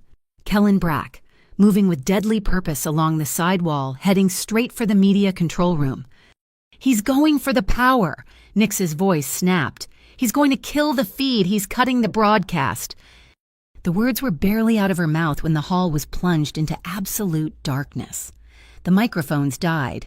The sound of hundreds of people gasping, then screaming, filled the void. Whump! A second later, the room was flooded with light, but it wasn't the warm, white stage light. It was a cold, harsh, industrial blue. The emergency generators. Nix, I whispered, blinded. The backup generator is on a separate circuit, she said, her voice dripping with satisfaction. And I may have swapped the main bulbs in the emergency fixtures this morning. Project Blue Harpoon is officially live and on every camera feed. The signal. The main doors of the Glasyard Hall burst open, not with a crash, but with a smooth, silent whoosh. It wasn't a SWAT team. It wasn't city police. It was Luther Grace from the BCI. He was flanked by a dozen agents in crisp, dark blue windbreakers. They moved like surgeons, silent, focused, and organized. Ladies and gentlemen, Grace's voice boomed, calm and authoritative. Please remain seated. This is not an emergency. It is a civil investigation by the Bureau of Civic Integrity. We are here to seize all materials, records, and digital devices related to the Apex Redevelopment Public Fund. The press was frozen, their cameras flashing, capturing the most polite, terrifying corporate raid in Port Verity history. The BCI agents didn't pull guns. They didn't shout. They walked past the press, past the mayor, and straight to the Apex CEO, to Dern, and to a third man in a perfectly tailored suit who had been sitting in the front row, the councilman. The agents held out clear, plastic evidence bags. Sir, your phone, your tablet, your laptop, now. They weren't seizing people. They were seizing data. The entire operation was being broadcast, live, in stark, unforgiving blue light. I had done it. We had done it. I was standing there, my clipboard forgotten, tears welling in my eyes. A hand clamped down on my bicep, hard as a steel trap. "You," a voice hissed in my ear. "Kellen Brack." He had emerged from the AV booth, his face a mask of primal fury. He had failed, and I was the reason. "You're the fuse," he snarled. He yanked me backward off the stage, through a staff-only door, and into a sterile, white service corridor.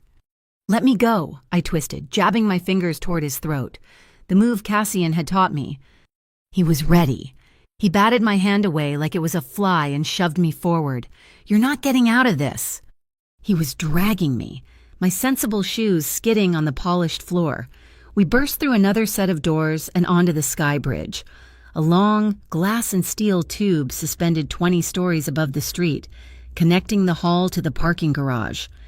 It was empty. The city lights glittered below, a beautiful, dizzying void.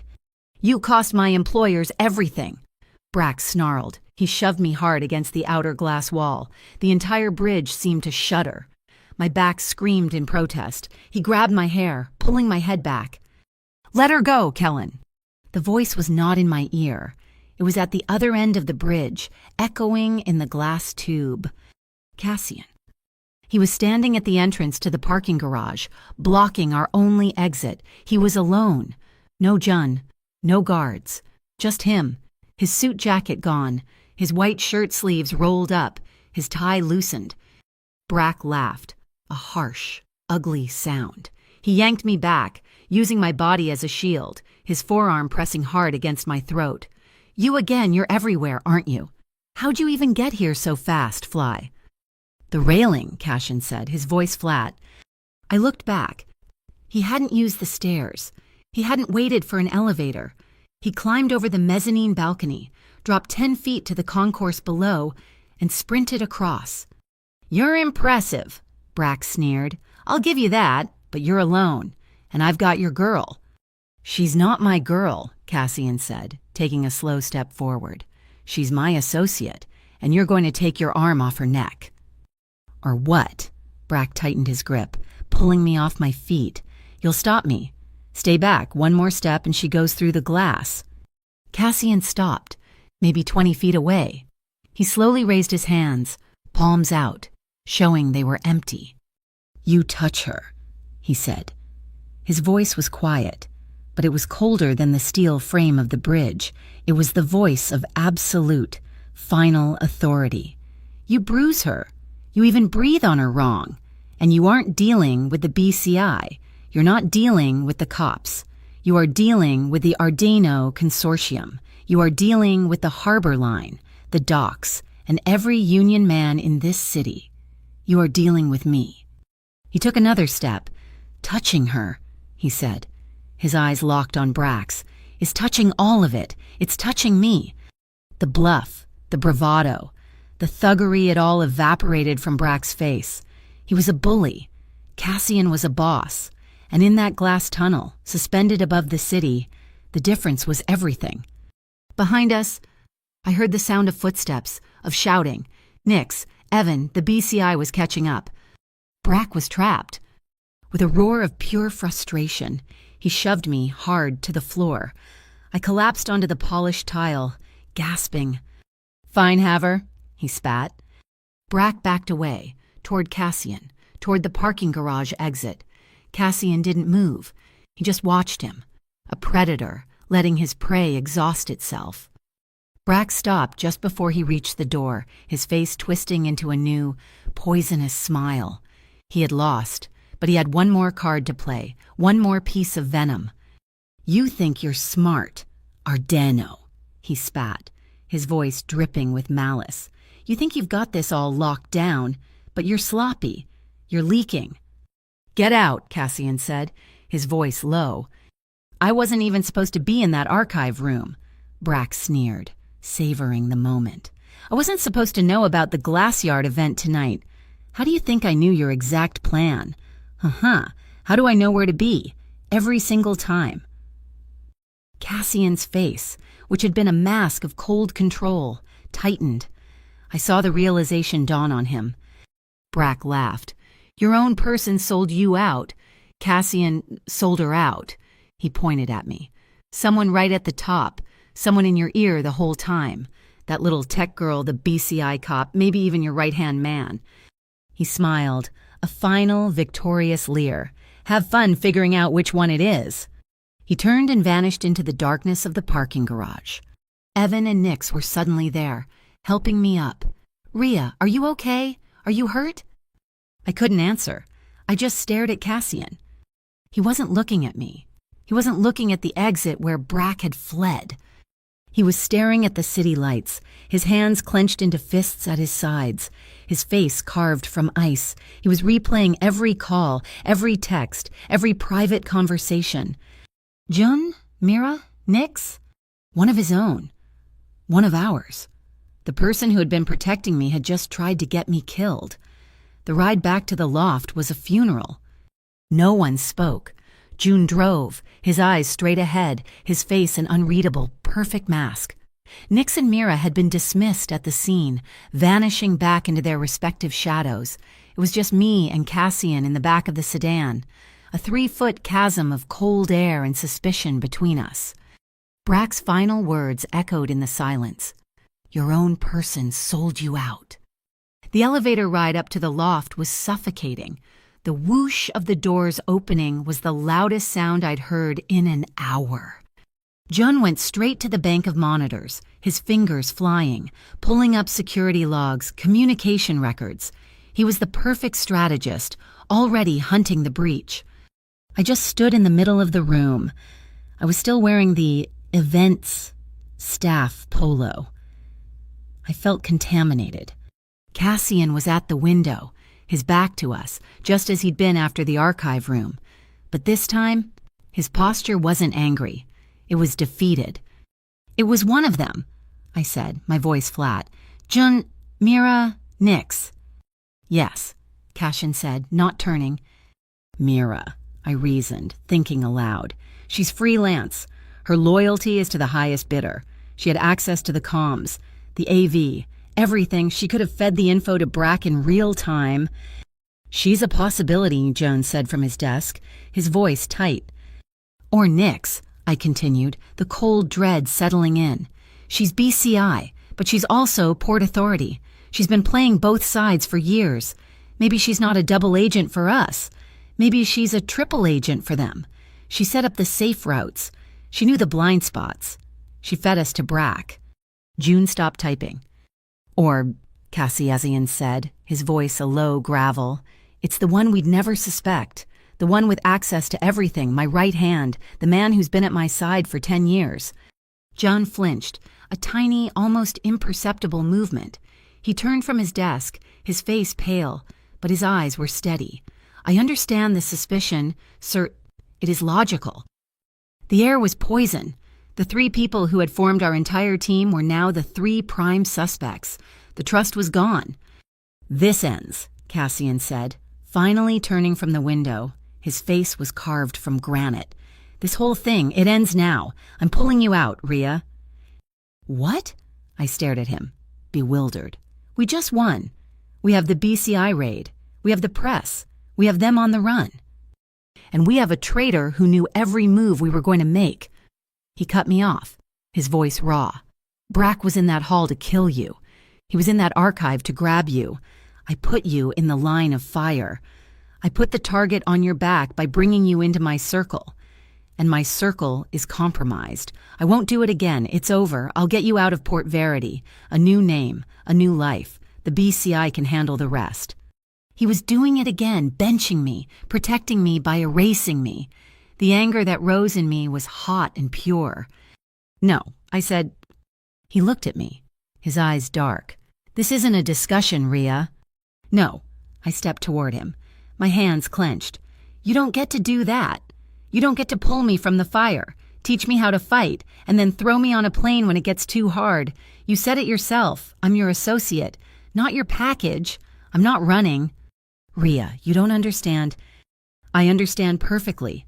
You're the prize. Cassian, the traitor isn't selling me out. They're selling you out. They're using me to get to you. If you remove yourself, if you retreat, you just give them more incentive to grab me to lure you back. You're not protecting me. You're just making me bait. I jabbed a finger at the window, at the city below. This is my city. This is my home they burned. This is my life they tried to frame. I am seeing this through to the end, either with you or despite you.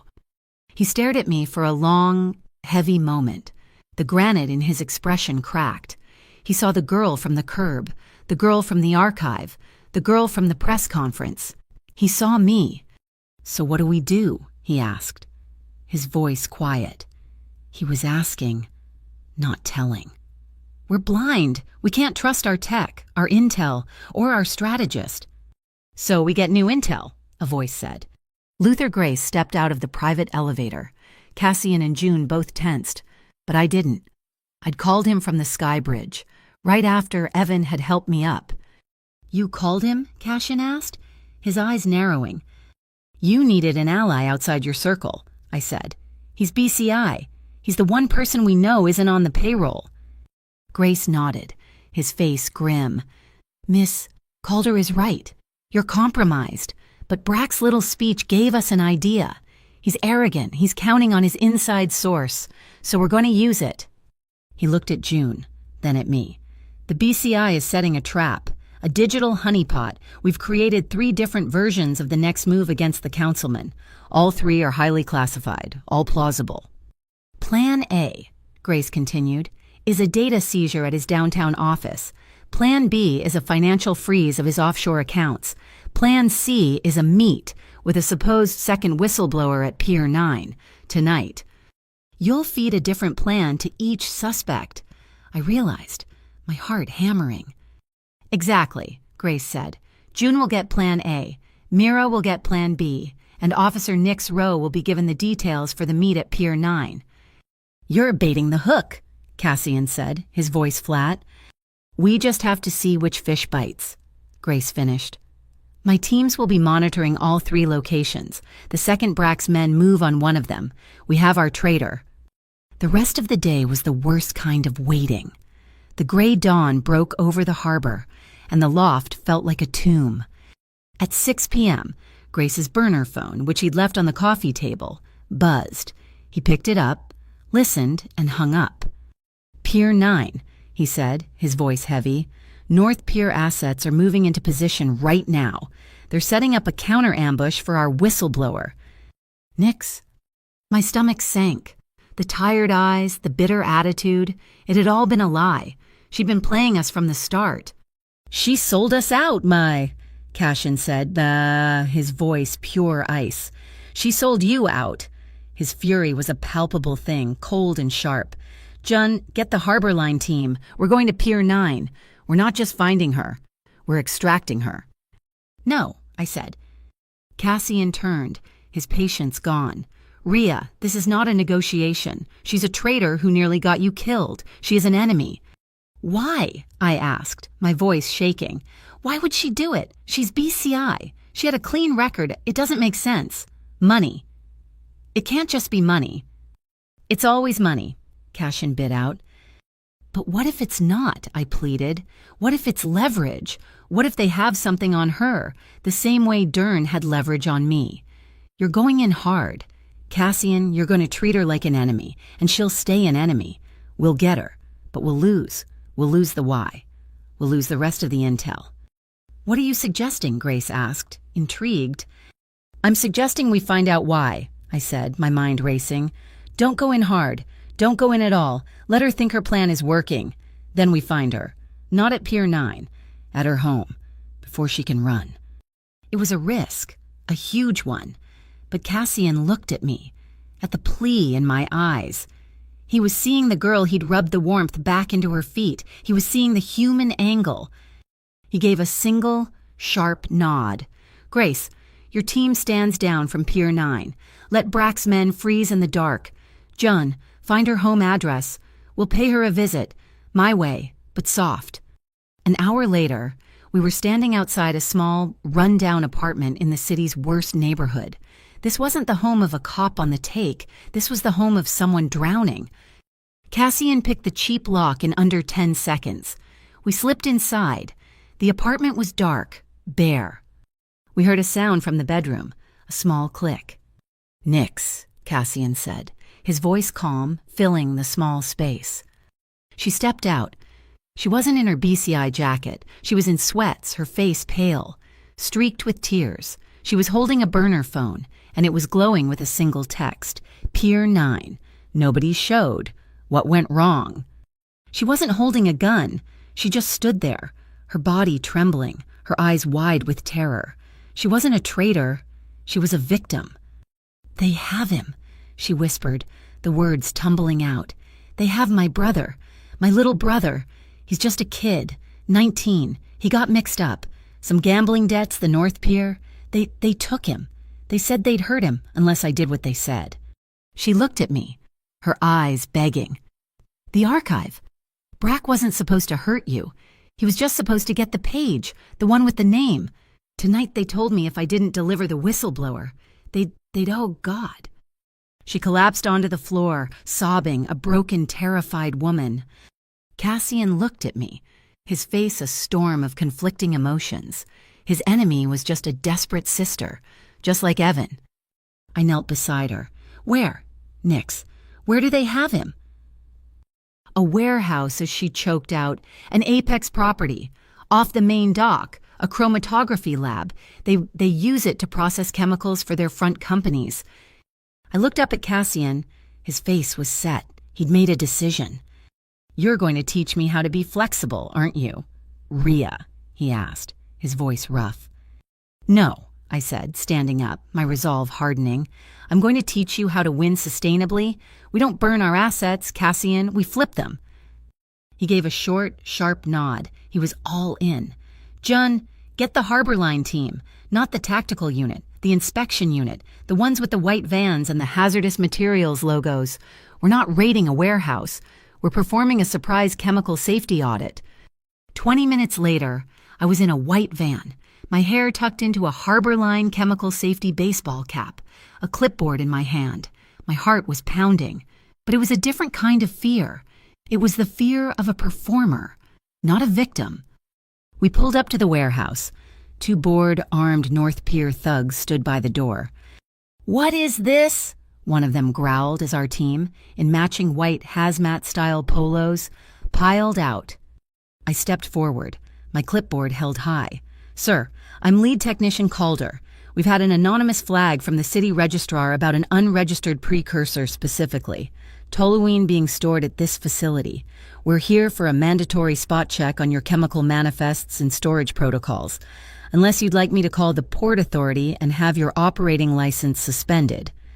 I was throwing out words I'd barely heard of, but I said them with the bored, absolute authority of a government official. The guard hesitated.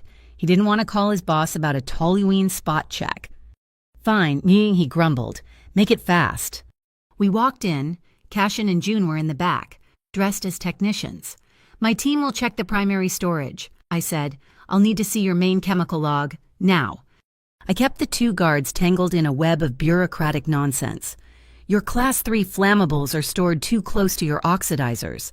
This ventilation is not up to code," while Cassian and June's team moved to the back office, where Nick said they were holding her brother. It was over in 3 minutes, a single, muffled shout. No shots. Cassian's voice came over my hidden earpiece. "We have the package. Wrap it up. Technician." I nodded at the guards. "Your manifests are a mess, but you're clean for now. Expect a full audit next week." We walked out, got in our vans, and drove away. We met Nix at a secure location. The back door of the van opened, and her brother, a terrified kid with a black eye, stumbled out. Nix ran to him, sobbing, holding him. She turned to us, her face a mask of shame and profound gratitude. I don't know I owe you his life. I owe you everything." "You owe us the North Pier," Cassian said, his voice not unkind. "I can do better than that," she said, her voice turning hard. She reached into her jacket and pulled out a small, encrypted hard drive. "This was my insurance.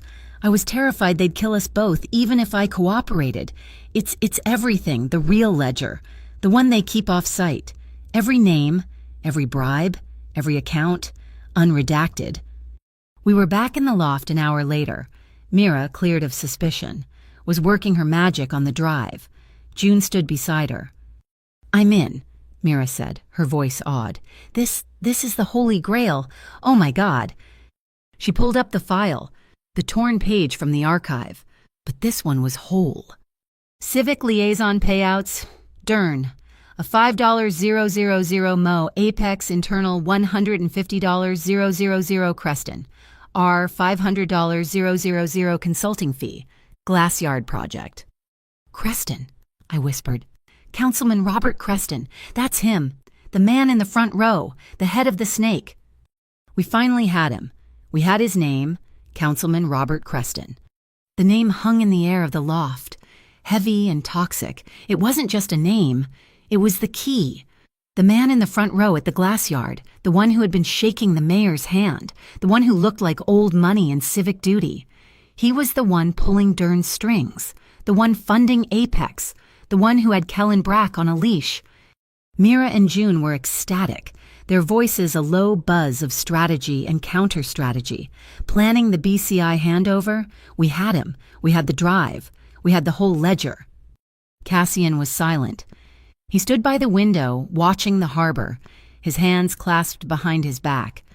He waited until June and Mira had left, taking the drive to their own forensics lab to make a final, secure copy for Luther Grace. The elevator doors whooshed shut, leaving just the two of us. "It's over, Rhea," he said, his voice quiet. I looked at him, confused by his tone. "We won. We have his name." "You have his name," he corrected me. Turning from the window, his face was grim, the victory in the room completely erased. And he's not the North Pier. He's not a thug like Brack. He's the city. He's woven into the fabric of this place. The BCI can move on him, yes, but a man like Creston, he has armies you've never seen. Legal, political, he won't stop.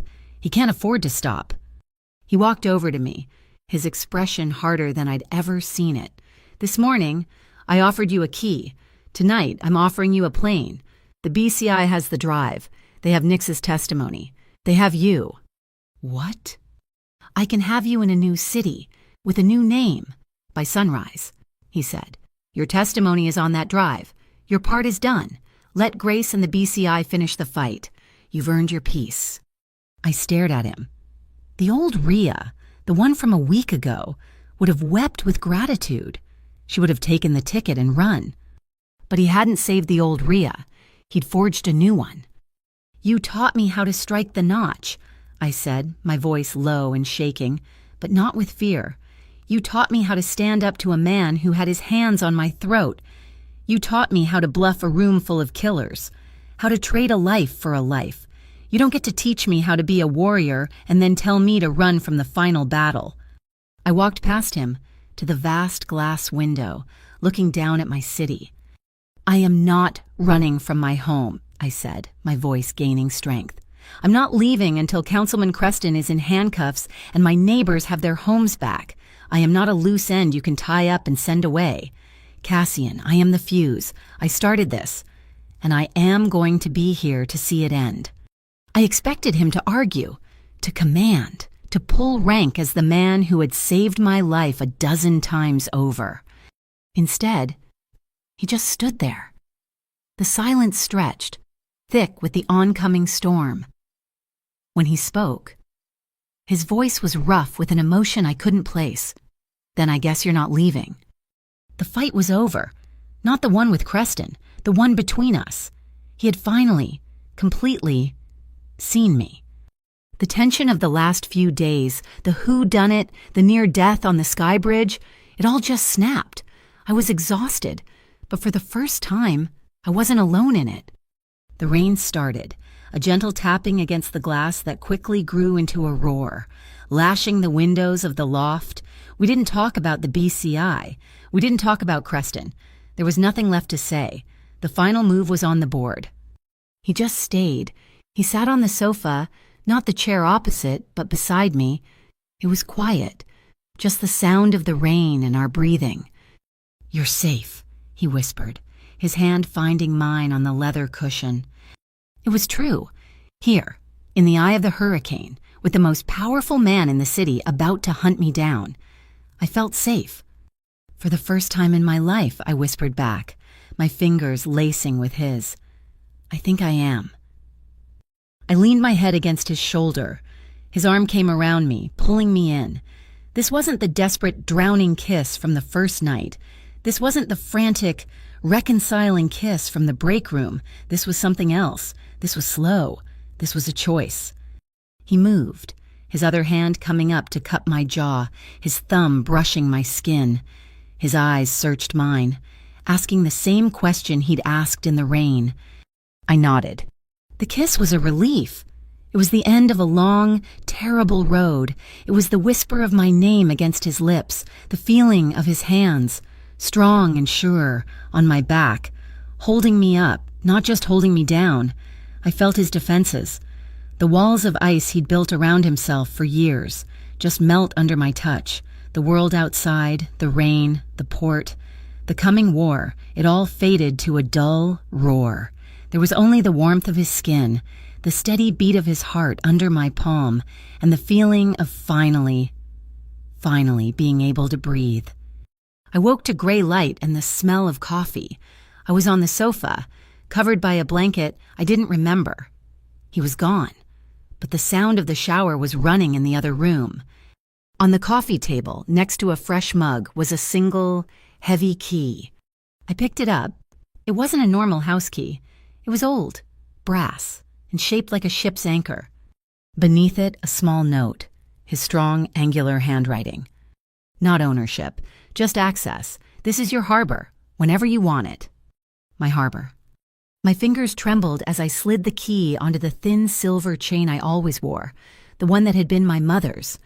It rested heavy and warm against my chest. He emerged, dressed in a fresh suit, the boss back in place, but his eyes were different. They were softer. "It's time," I said, my voice steady. The BCI handover was a masterpiece of paranoia. Joan drove a decoy car. Mira ran a digital ghost signal from the loft, making it look like we were still there. I went with Nix. She was now Luther Grace's star witness, her brother safe in a BCI protective detail. We drove in a standard, boring BCI sedan to the safe hub, a concrete bunker of a building downtown.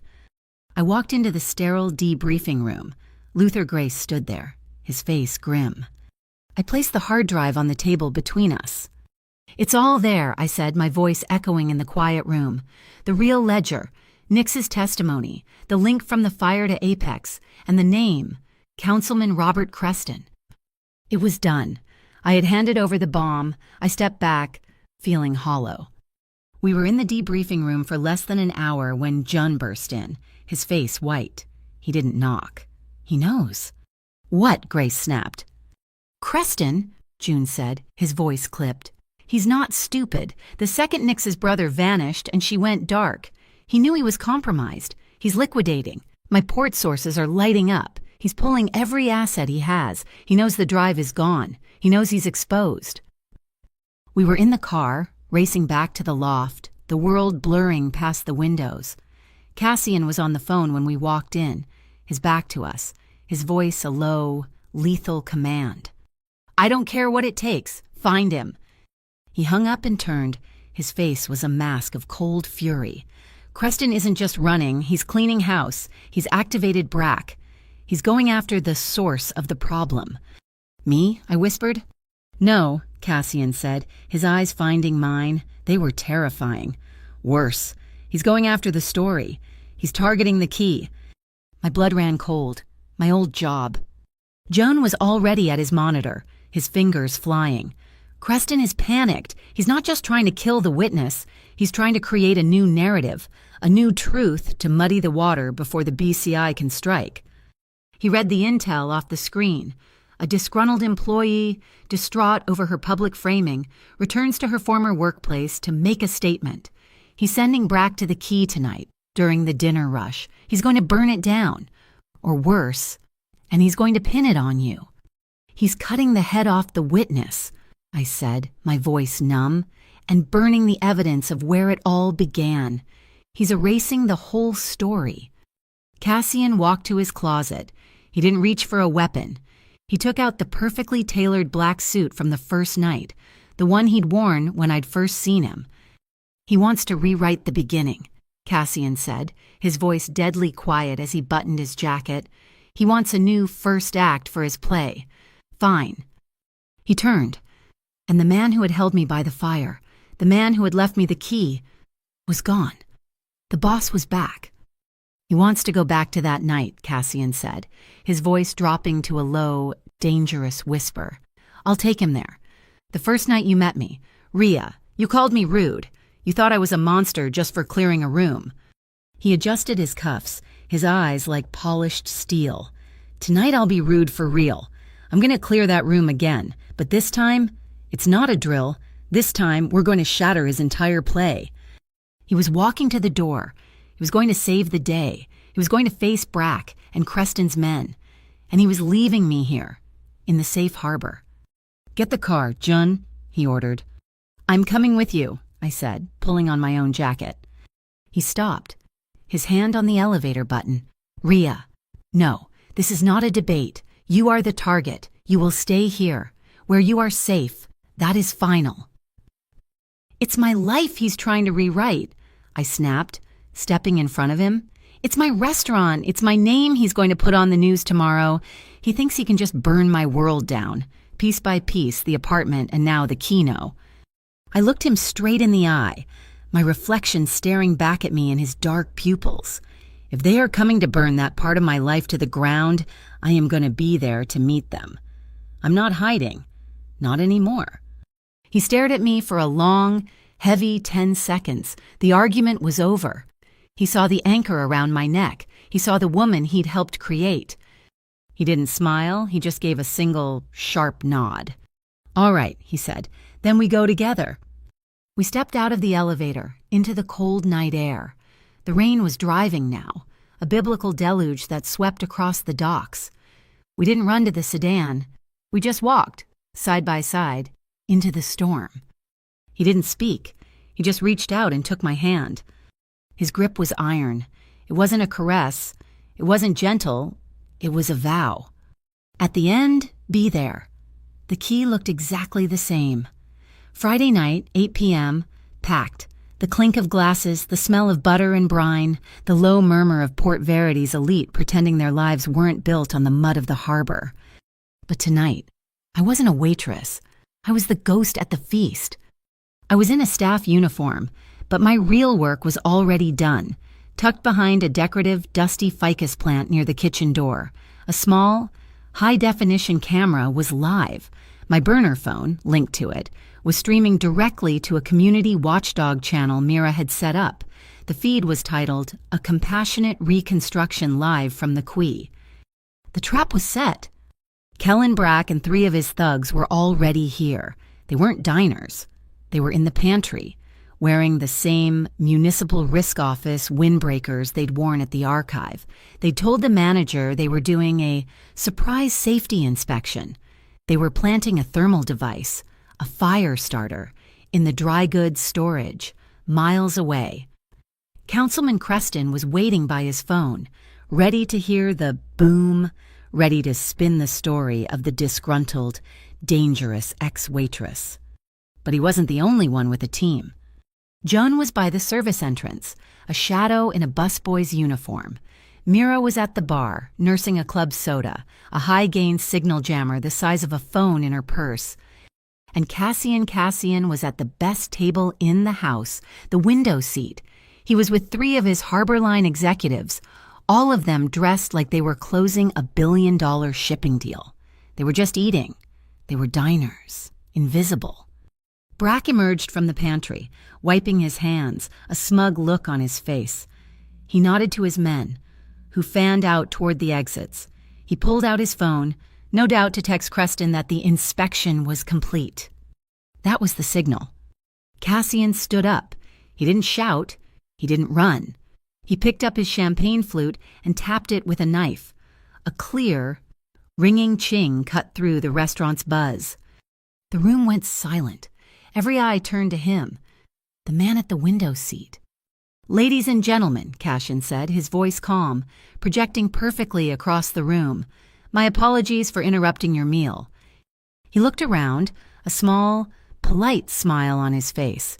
"There appears to be a minor safety concern with the building's kitchen. For your own comfort and security, I must insist that everyone evacuate immediately." A murmur of annoyance went up. "Please," Cassian continued, "head to the main exit in an orderly fashion. My staff," he gestured to his men who were already standing, "will be at the door." A banker type stood up. "This is ridiculous. I'm not leaving. My steak just arrived." Cashin's polite smile vanished. "Tonight's bill," he said, his voice dropping an octave, becoming the voice that cleared this room the first time. "For everyone is on me. You have 60 seconds. Get out, now." This time, there was no confusion. That was the voice of pure, unadulterated command, panic, gratitude, and confusion warred as chairs scraped. People grabbed their coats. It was an orderly stampede. Brack was frozen. His face a mask of disbelief. His plan, his narrative, it was evaporating in front of him. The restaurant was emptying. His disgruntled employee was nowhere to be seen, and his tragic fire was about to happen in an empty room. He snarled, his hand going to the phone. He was going to light it anyway. "Mira, now," I whispered into my own calm. "Jamming," Mira's voice came back. Brack mashed the button on his phone. Nothing. He tried again. The signal was dead. He looked around, panicked, and his eyes, they found me.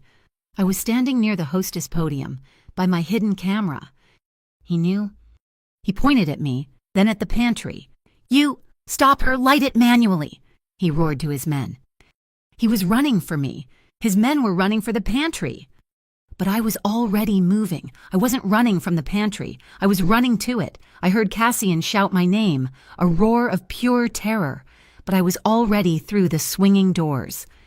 The pantry was dark. On the shelf, tucked behind a 20-pound bag of flour, was the device. A small box with a glowing red thermal trigger. It was counting down. 10 seconds. You don't fight the bull. You blind it. My hands were shaking, but I saw the wires. A simple heat plate trigger. Cassian had drilled me on this. It's not a bomb. Rhea, it's an oven. You just have to unplug it. I grabbed the battery pack, ripping the wires free from the terminal with a scream of effort and a shower of sparks. The red light died. I stood there, gasping, my heart trying to beat its way out of my chest, the smell of ozone filling my nostrils. Clever little girl. Brack's voice. He was in the doorway, blocking the only exit. His men were fanned out behind him in the kitchen. "You've been a thorn in my side since night one," he hissed, stalking toward me. "Creston wants you gone. He wants a fire. I'm going to give him both." He grabbed a heavy steel pot from a hook. "This is going to be messy." "Rhea, get out of there." It was Evan. My blood turned to ice, and he was in the kitchen in his paramedic uniform, his face pale. I heard the call a safety concern I came to. He saw Brack. He saw the pot in his hand. "Evan, no run," I screamed. But Brack was faster. He dropped the pot and grabbed my brother, yanking him back, his thick forearm clamping around Evan's neck, the exact way he'd held me on the sky bridge. "Stay back, hero," Brack snarled at his men, who were now pointing weapons at June and Cassian's team at the other end of the kitchen. A standoff. "Everyone drop it," Brack yelled, his voice echoing off the tile. "Or the paramedic gets it. You camera girl, you trade, you for him. Now." He was dragging Evan out, back into the main dining room. He didn't know the live stream was still running. I walked out, my hands up. Okay, let him go." "Rhea, don't," Evan choked out. "Shut up," Brack slammed Evan's head against a pillar, right in the center of the empty dining room, right in perfect view of my hidden camera. Cassian was there, at the edge of the kitchen, his face a mask of pure, murderous rage. Jun was beside him. They were blocked. "This is it, then," Brack sneered, his arm still tight around Evan's throat. "You wanted to be the star. Rhea. You wanted to be on camera.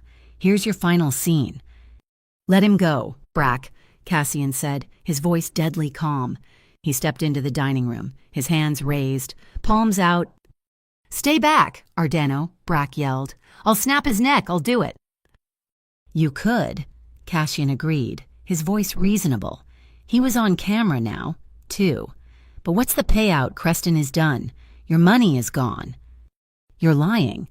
"Am I?" Cassian tilted his head. "Right now, this very second, every television station in Port Verity and the BCI's main server is receiving a data packet. It's called Project Blue Harpoon. It has Nix's testimony. It has the entire unredacted North Pier ledger. It has the check stubs from the glass yard. It has Councilman Creston's name on it and yours." Brack's face went white. "Mira," Cassian said, his voice casual, "you feel like hitting send." "Uploading now, boss," Mira's voice called out from the bar. "So you have two choices. Kellentus," Cassian said, taking another slow step forward, a picture of calm. "You can harm that man, a city paramedic, on a live feed and add that to the mountain of charges you'll be facing. Or you can drop your well. Drop him, and you can walk out that front door. I'll even give you a 30-second head start. You can try to outrun the BCI. It's your choice, the bullet or the trial." Brack was shaking. He was trapped. He looked at Evan, at me, at Cassian. He looked at the front door. With a roar of fury, he threw Evan to the floor. "Fine, you win, take him." He threw his hands up, faking surrender, his eyes wide. I'm unarmed." He looked pathetic. He looked broken. Cassian relaxed, his shoulders dropping. "John, call the BCI. Tell them we have a runner." It was a perfect trap, and Brack was too smart for it. As he turned, seemingly in defeat, he lunged, not at Cassian, at me. I hadn't seen the knife. It was in his boot, a thin, wicked blade. He moved faster than I could have ever believed. "Rhea?" Cassian's voice was a scream. He moved, covering the 10 feet between us in a single bound. He didn't try to stop the arm. He just put his body in the way. I felt a spray of warmth across my face. Brack's arm, which had been aimed at my heart, was buried to the hilt in Cassian's left shoulder. Cassian didn't even grunt. His eyes, full of shock and impossible pain, were locked on mine. Brack tried to pull the knife back, to strike again, but Cassian's right hand clamped onto his wrist. "Stop fighting his strength. Use yours." I didn't scream. I acted. I drove my 2 fingers, as hard as I possibly could. Not at Brack's throat, but at the pressure point on his wrist, the one Cassian had shown me, a sharp, violent jab. Brack screamed, a high-pitched sound of pure agony, as his nerves lit up. His grip on the knife handle went numb. His fingers opened. I grabbed his wrist, put my weight into it, and twisted. The sound of his wrist bone snapping was a dull, wet pop that echoed in the silent room. He collapsed, howling, clutching his ruined arm. The front doors of the quay burst open, not with a shout, but with a flood of blue. The BCI, Luther Grace was in the lead. "Kellen Brack," Grace said, his voice booming. "You're under arrest." They flooded the room, a perfect silent team. "We have Dern in custody. He was trying to flee his apartment," Grace said into his radio. "Tell me you have eyes on Creston." "We do, sir," an agent's voice crackled back. "He's in his office, watching the live stream. He just put his hands on his head. We're moving in. Now." It was over. The BCI was securing Brack. Evan was checking on the other staff. I just stood there, my hands shaking. Cassian was leaning against the pillar, his face pale, his eyes still locked on me. The dark, wet stain was spreading down the front of his perfect white shirt. He looked at the broken, howling man on the floor, then at me. A small, pained smile touched his lips. Good form.